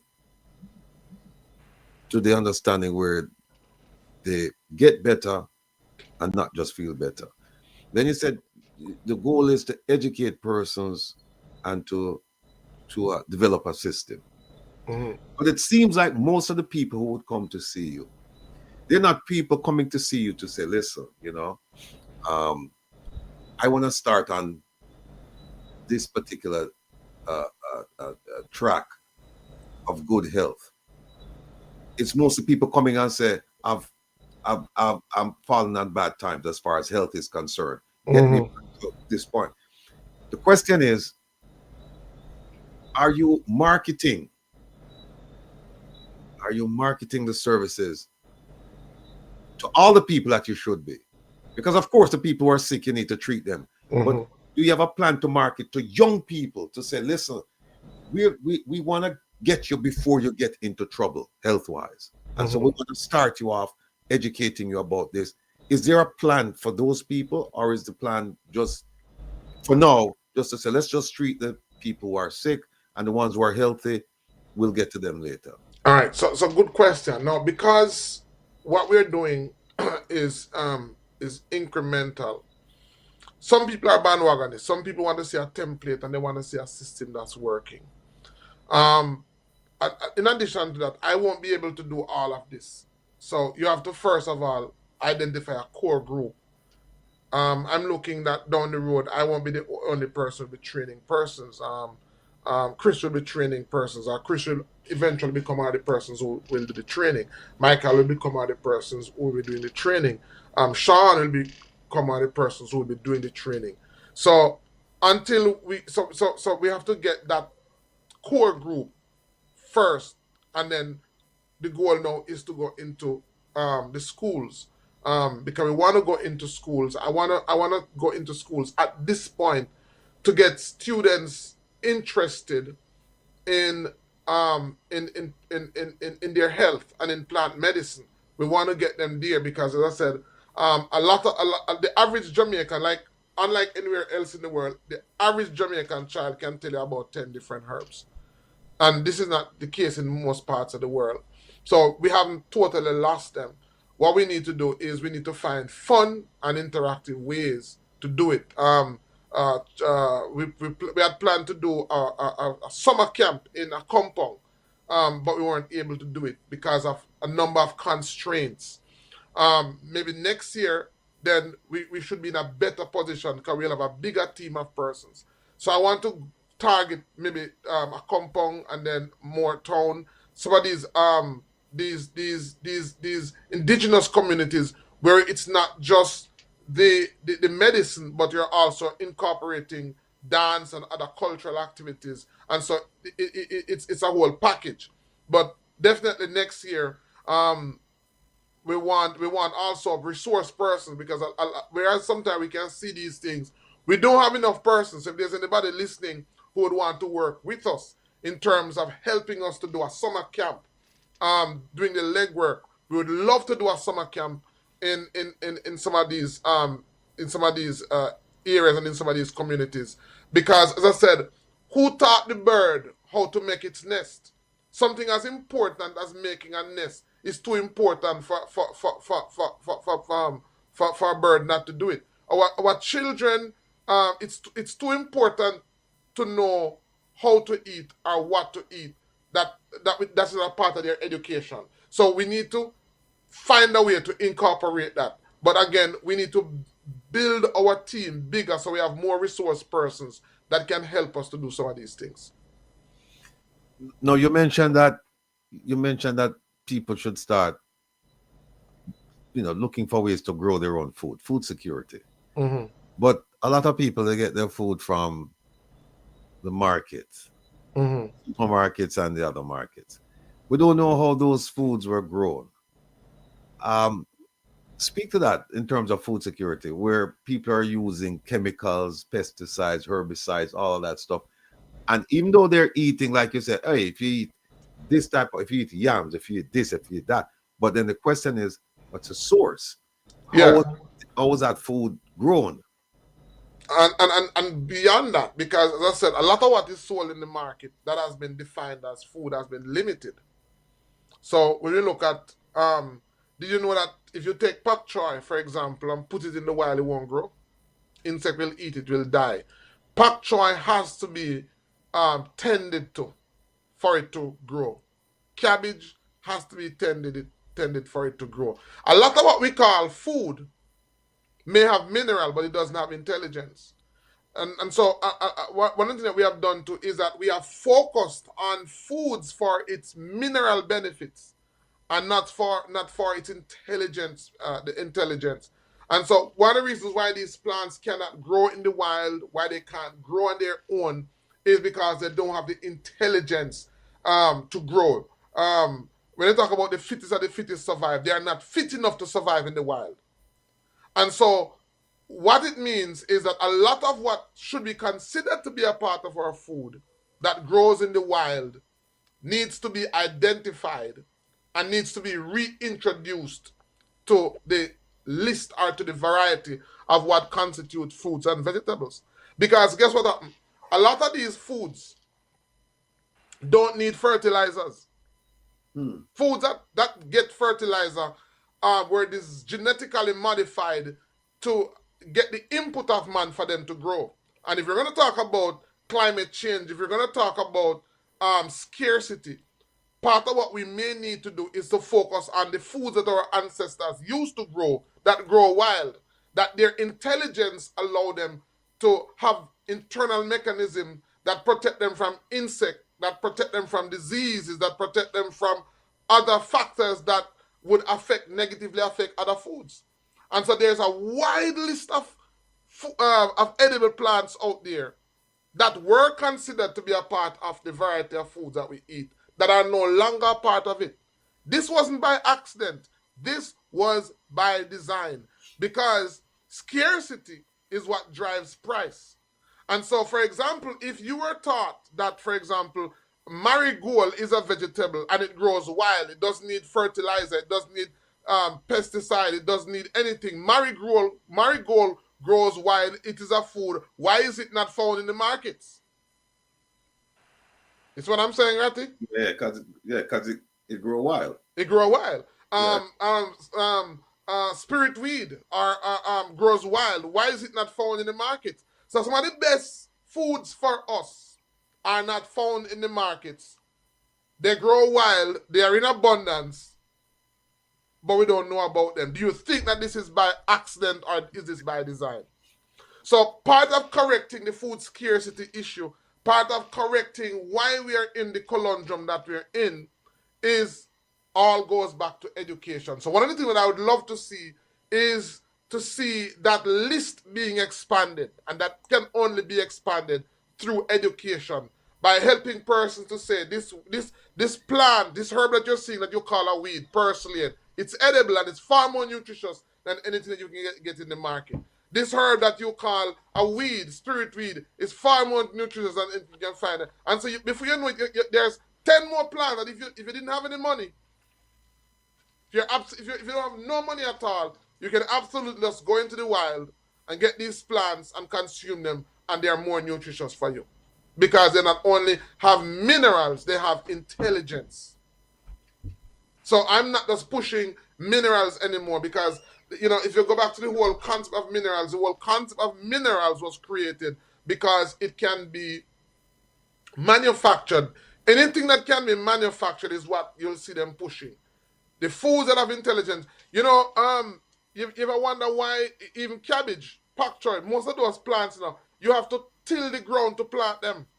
Most of the plants that grow wild, they are so intelligent that you don't have to till the plant. When you go into the forest, none of those plants you have to till the earth to grow them. They are so intelligent that they grow on their own in the wild. Most of the plant that we eat domestically, the earth has to be tilled for them to grow. So there's a lot that we can, there's a lot of wisdom that we can learn. And so out of that, there's this whole movement now that is called fruit forest.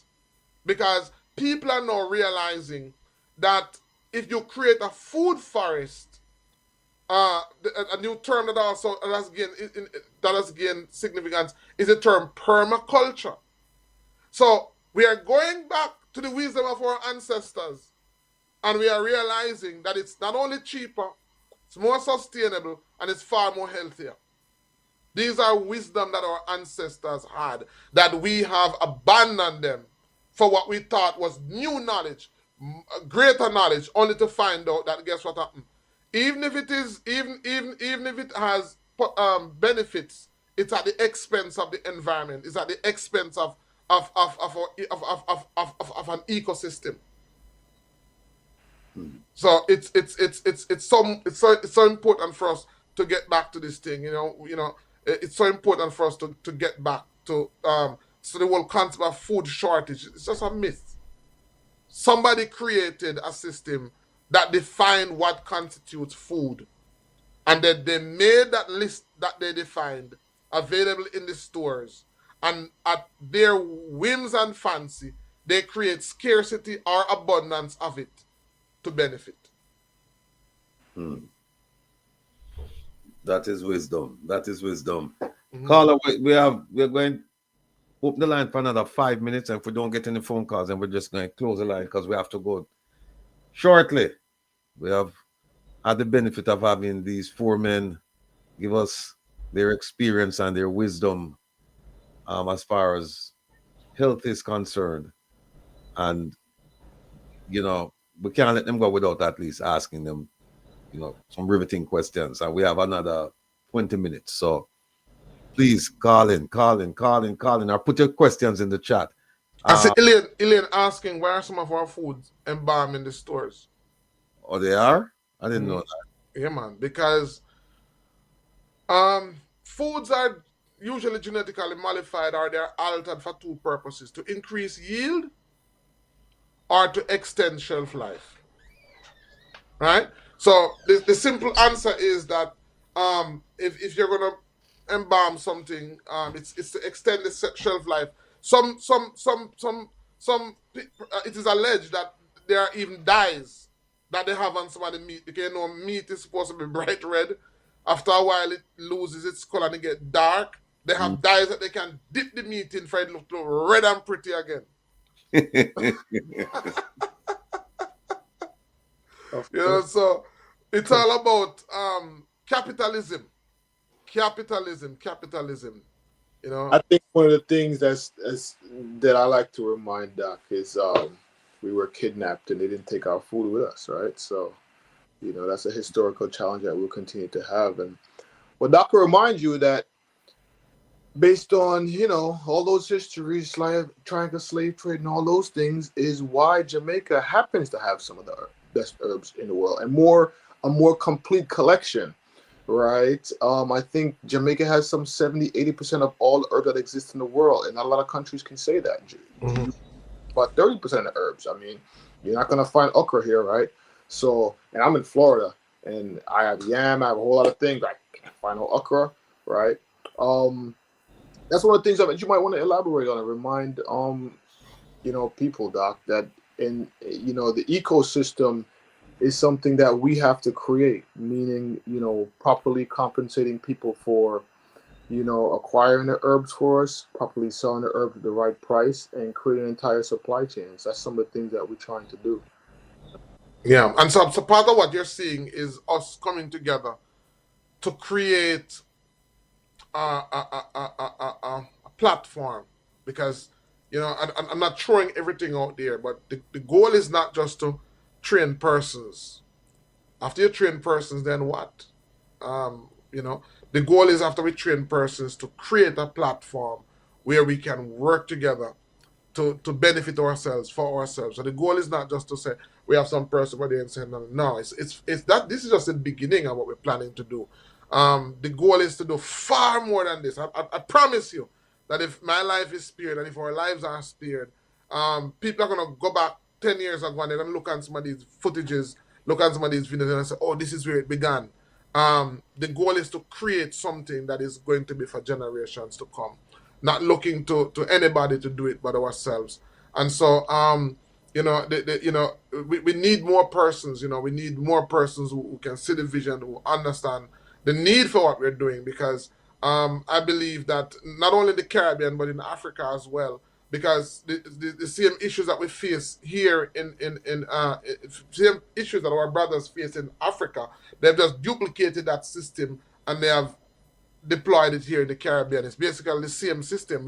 That's the reason why we are considered to be third world nations. So third world nations is the same platform that is being used. And so the goal is to take what is happening here and to duplicate it in Africa as well. So when we look around us, we realize that we have to do it for ourselves. We can't wait for somebody to do it for us. We have to do it for ourselves. There's a question: is periwinkle good for diabetes? Yep, it is good for diabetes. How do you position yourself market wise? I mean, are you? And I think it was Sean who said that you don't really, can't remember the context, but I think he was saying you can't make comparisons. I don't remember the context, but the question I'm trying to formulate is, you're doing this, but whether you like it or not, you're up against a giant in the food, as far as the food industry is concerned, where they say, look, we want greater yield and we want longer shelf life. And so we're going to modify these foods. Whereas you're saying, no, there's no need for that. We can go back and do what our ancestors did. They weren't involved in genetically modifying foods. So how do you push back against that?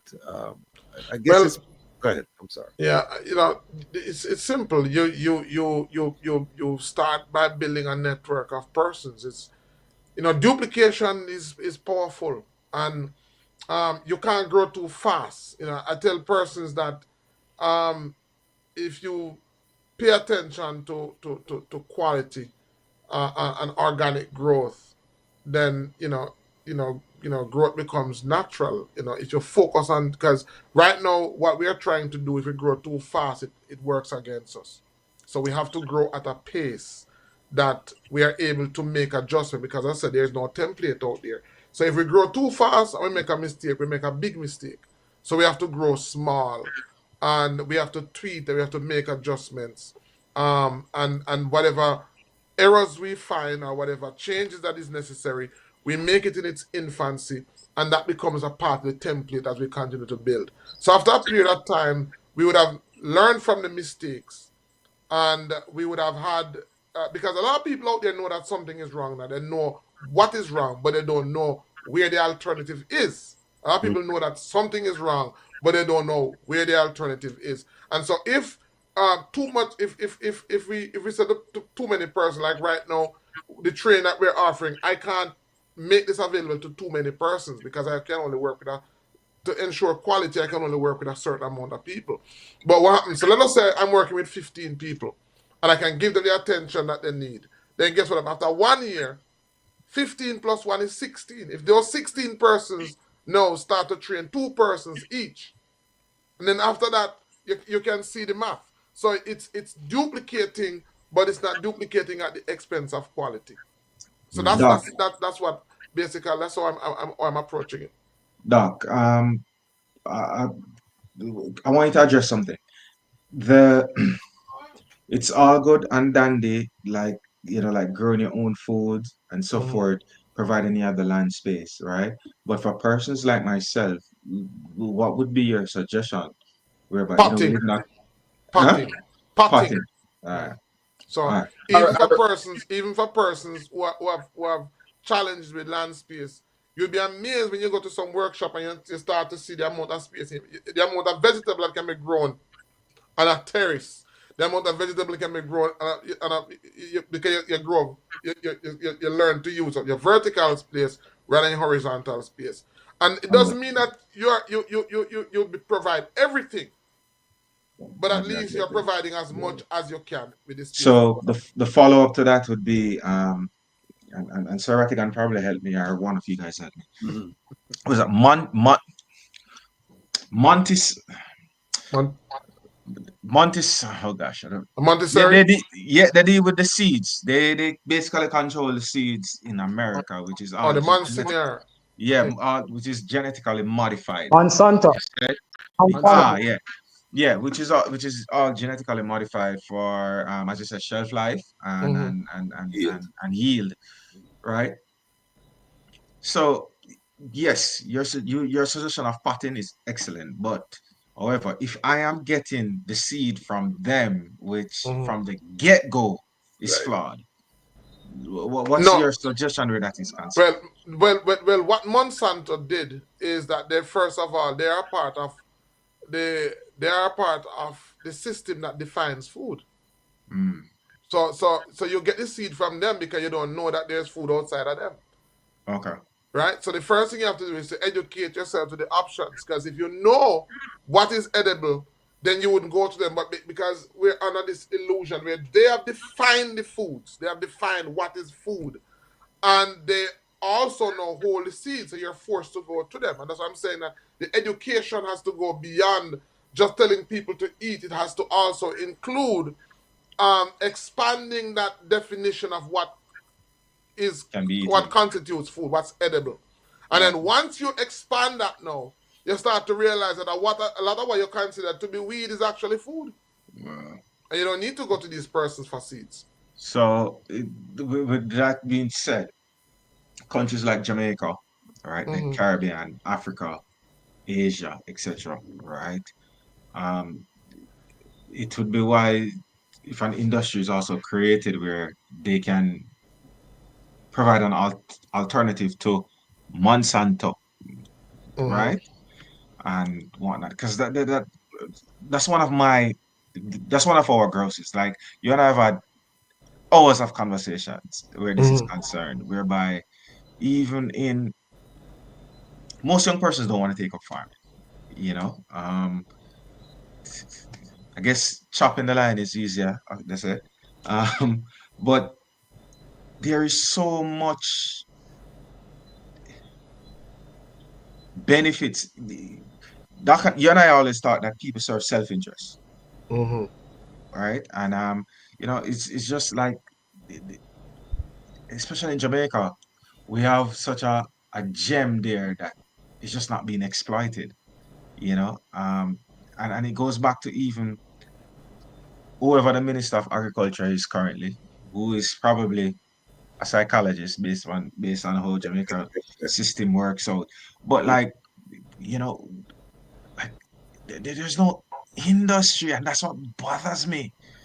Like there's no industry in Jamaica, you know, per se. And how do we as a nation and our as members of the diaspora counteract that and put things in motion, infrastructure in place to combat that?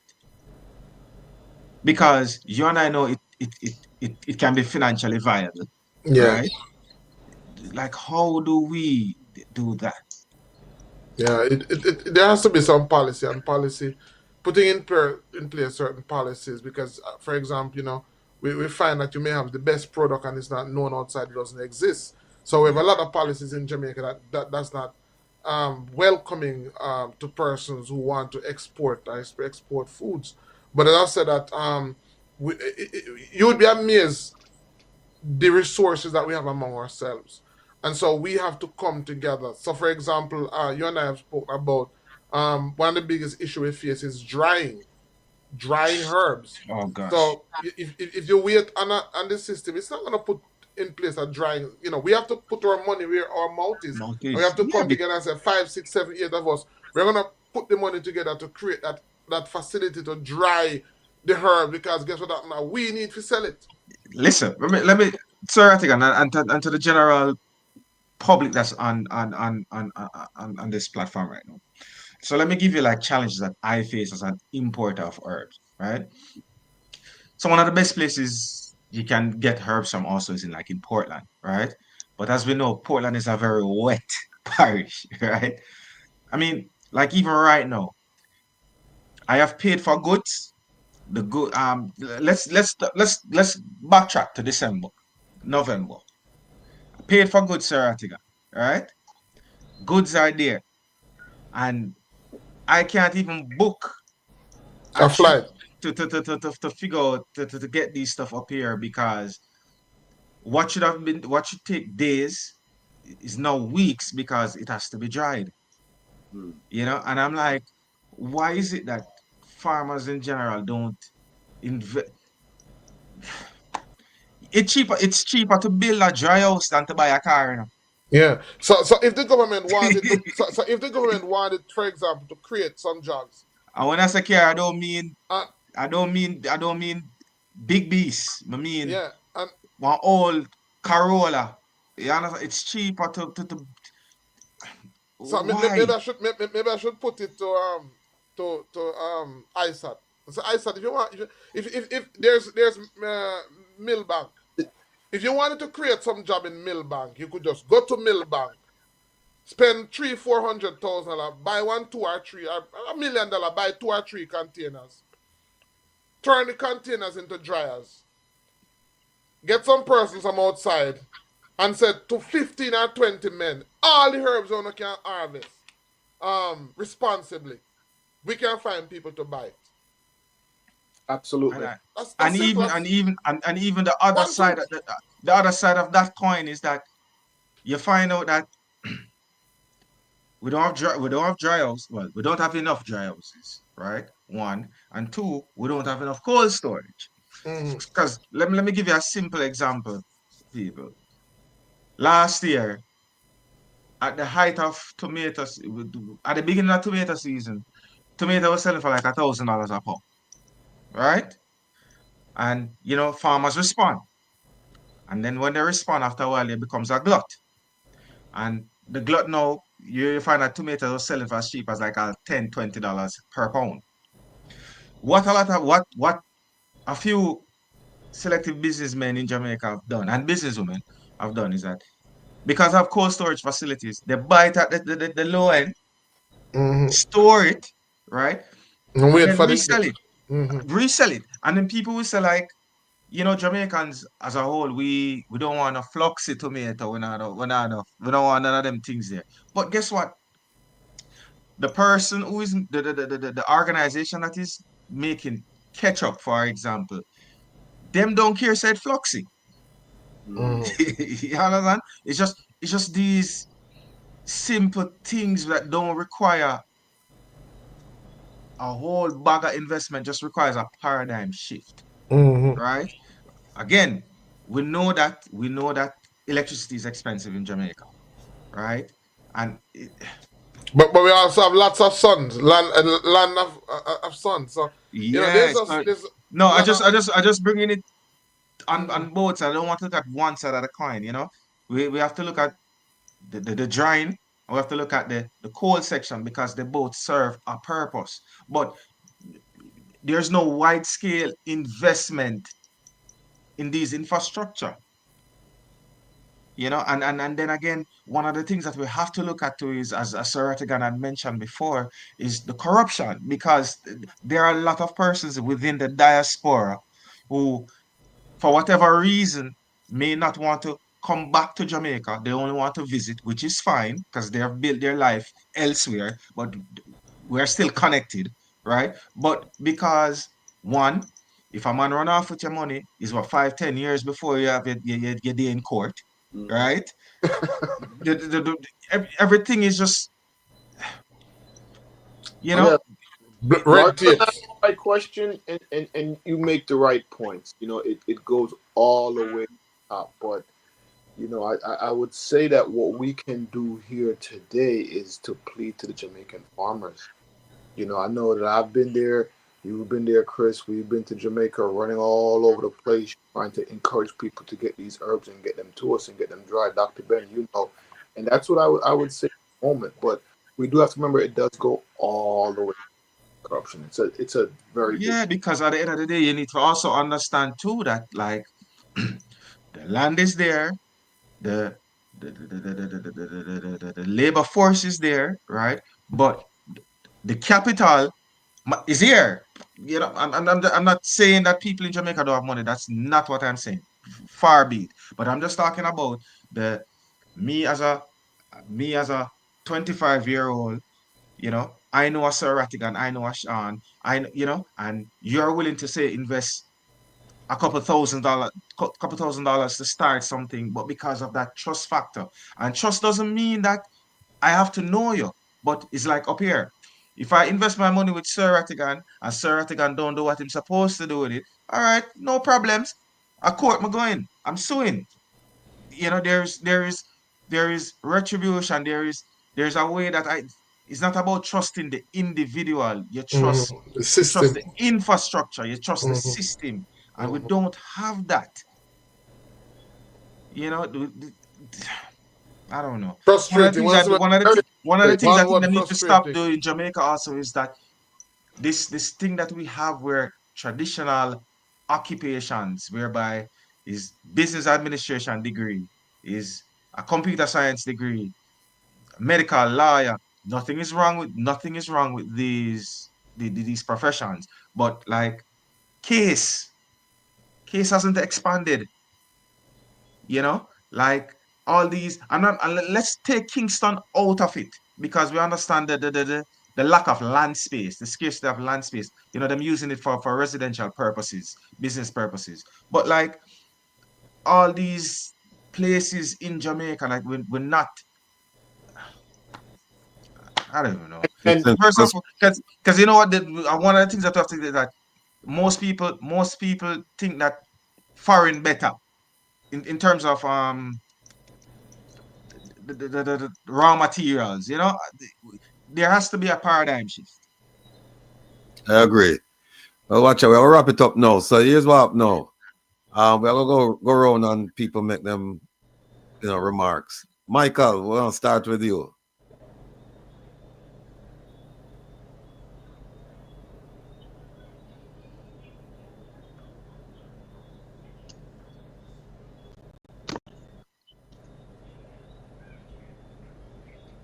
Michael. Yes. Oh boy. Microphone. Yeah, man, go ahead. We're hearing you.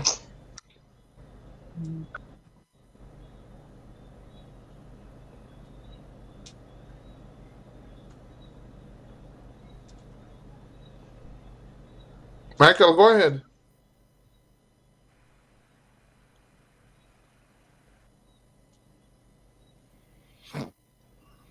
And we could just move to somebody else. Okay. All right. Sorry about that. Okay, there. Yeah, I'm available now. Yeah. Sorry about. No worries.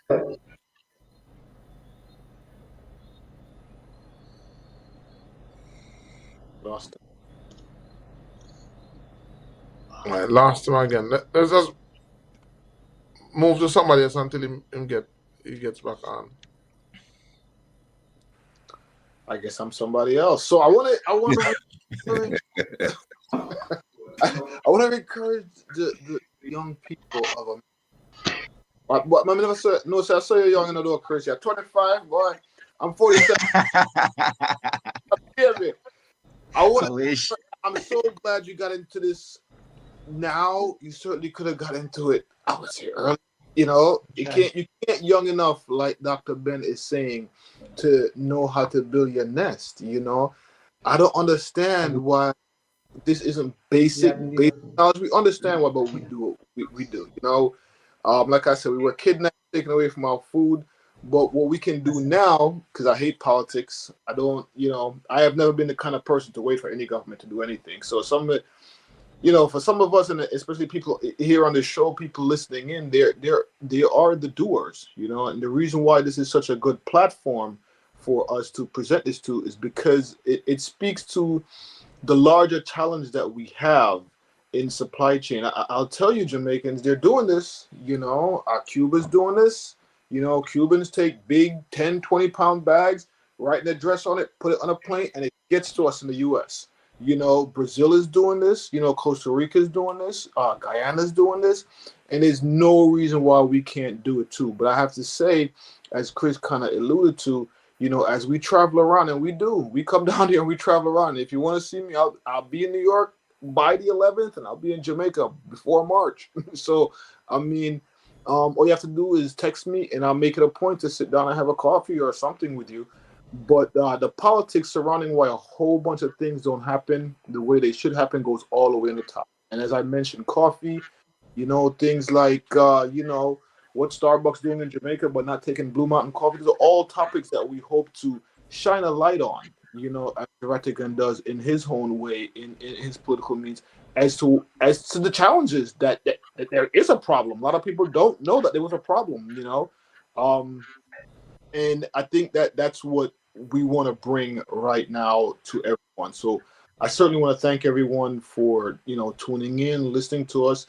You know, Happy New Year, and live in health and live in strength. Remember that, you know, your health is your wealth. You know, everything else is just some digits, some numbers on a computer that somebody made up somewhere. You know, my goal is to live to 100. Thanks, Sean. Michael. Yeah. Yes. Go ahead, please, sir. Yeah, man. Sorry about that. I'm back. Sure. All right. Yeah, man.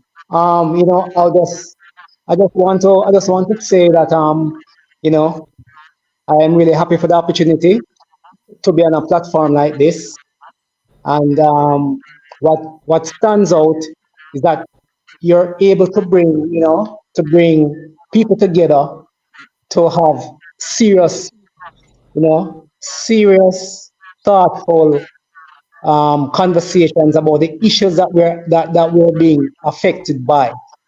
So, you know, I'm really happy to be on a platform like this. But I think that we have to be strategic in how we move forward in tackling some of these issues that have been highlighted.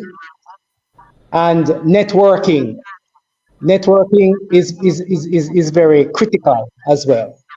So I just want to say thanks again for the opportunity, and I want to say it was a wonderful experience, and I wish for you to for this platform to get to grow and to be successful and continue being impactful. I guess at this point I can leave my number. Can I mention my number now? That Yes. all right. Yeah, man. I can be contacted on this. I can be contacted at this number. It's 876-349-4649. And you can just call me, make an appointment. I'm located in Kingston. And we see, call, make an appointment, and we see how best we can connect. Repeat the All right, number. so take care. Repeat the And number, please. as I said, it's a pleasure. Repeat, It's repeat the number again, 876 Michael. 349 876 349 4649. Okay. All right. Good. Right. So anybody who's interested, in getting an assessment done can contact me, and we move forward from there. All right. And thanks again for having me on. And for people in the chat, Michael's number is right there. OT just put it in. It's right there. Michael, 876-349-4649. All right. Yeah. Chris. What I would say, just to piggyback on my colleagues, is that please, people, share the knowledge. I've noticed that sometimes people hold the knowledge close to their heart, whether for financial reasons or whatnot. Trust me, the world not short on money, right? There's no you cannot hoard it all. Each one help one, right? Let's just work together, people. All right. There is, in my position where I'm at right now, I would love to take trips to Jamaica to kick up my foot and go swim and them thing there. For the last year and a half, I'm in Jamaica, and ask Dr. Ben, I'm in Jamaica on average every other month, right? And the only reason why it's every other month is, as we said, for issues such as like the drying house and all of that process and so forth. I wish to come there monthly. But the fact of the matter is this: we need certain infrastructures in place, and just work together. Like literally, ask Dr. Ben. Like, I have put Dr. Ben in contact with my farmers, and vice versa. His success doesn't take away. It's not a loss to me. Right. The market alone. Trust me, the market is big enough for everyone, and this is a call to all herbalists. Share the knowledge. It's bigger than us. We don't want a scenario whereby, as Dr. Ben says, it dies with us. Right? That's what they want. That is what they want. We can all work together. I would love to feel somebody's on this platform based in St. Elizabeth or wherever, and I can pick up the phone. I need X amount of tons. What's the cost? Send it up. Let's work together. We accomplish a lot more that way, right? I know somebody in Florida. Hey, here's a number, contact. I know somebody that's here's a number. We have to work together. We have to. We can't do it by ourselves. Every other ethnic group has proven that's the way forward. Yeah. All right. So thanks for the platform. It's my first time. It was a pleasure. And yeah. Been the last, brethren. This is Because some of them things the way I talk about Wil Rattigan, I have no opinion upon them, but you have to just hold it. You have to just hold it. You know what I mean? Because Jamaica is so dear to me. It's so dear to me, and it's not even so dear to me like I'm just an outsider. Like, my mother lives there, my sister lives there, my family has property there. It one of the things that I want as a members of the diaspora to push forward is having more say in the country, right? I mean, So this. All right, Chris. Thanks, man. Dr. Ben. Yes, man. All right, I just want to say two persons who are asking me, because Chris is abroad, Michael is abroad. The persons are asking who's the closest. So just reach out to Michael because he does home visit. Should have said that from the outset. So he basically, that's what he does. He does home visits. You call him, make an appointment, and he will come to you wherever you are. He will come to you. So I guess find out from him if he's willing to come outside of Kingston. If you have enough persons maybe in a particular parish, because it has to make sense. If you can get a couple amount of people in a man level, if you know of anybody else, then he'll come. So he's the closest one. Mandeville, Manchester, St. Elizabeth. If you have other persons who you think might need the services, he will come just to see him. All right. But I want to thank again Rattigan and thank Michael, Chris, and Sean, for being on. The goal, as I said, is just to showcase you. But we do have other persons outside of these persons, and we're still looking for more persons. Right now, we're just covering Kingston, Portland, St. and those are the parishes that we basically cover right now. We don't cover any parish outside of that. And so persons who are outside of those areas that I've just named, they have to travel to us. The goal is to get persons in these areas. So if you're somebody who is interested, just let me know. If you're part of a church that you think, again, I love working through faith-based organizations. If you think that your church would be a great place, and this would be a great opportunity for you to serve alongside with what you're doing, let us know, and we'll let you know how we can come in and how we can help it for it to become a reality. And that's, of course, for persons outside. But as I said, the goal is really to promote indigenous Caribbean medicine and foods and as a culture. So I want to thank Rattigan for the platform. We want to see more persons' life being changed. We want to see more persons being transformed. My goal is to see persons outside of Jamaica having access to the healthcare system that they know, trust, and still believe in. And I want it to be, quality. As I said, for us to do that, we're a work in progress. Anytime we make a mistake, anytime we mess up, anytime we do something that's not, and I want to thank all those persons who are not afraid to tell us. Please tell us when it's not good, because that is how we're able to make it better. Through Michael, through Chris, through Sean, we get feedback from persons. So don't just say, oh, this is they're trying their best. Tell us what you think we can do to improve what we're doing, because the goal is to offer a world-class service that is second to none nowhere else in the world, where people can have quality in addition to quality service. So hopefully when we come back on, we'll have some more questions. Think about the issues that are facing you, and don't be afraid to ask. I want when we come, persons to have lists of questions so that we can use this platform to help them, because the goal is that this is one of the best ways to take advantage of me. Because someday you call me, you won't get me. You just don't have the time to answer all those phone calls. So when we come on a platform like that, don't be afraid on a Wednesday, because I do make serious adjustments to be here on a Wednesday, because this is important to me.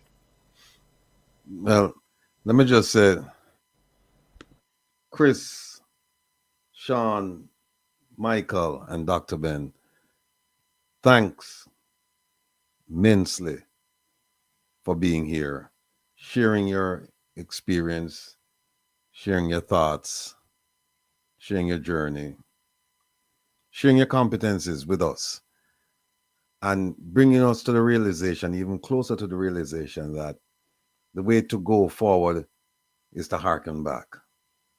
Because going forward is just, we see what going forward is causing already in terms of the destruction to lives as far as health is concerned. So it's to look back to go forward.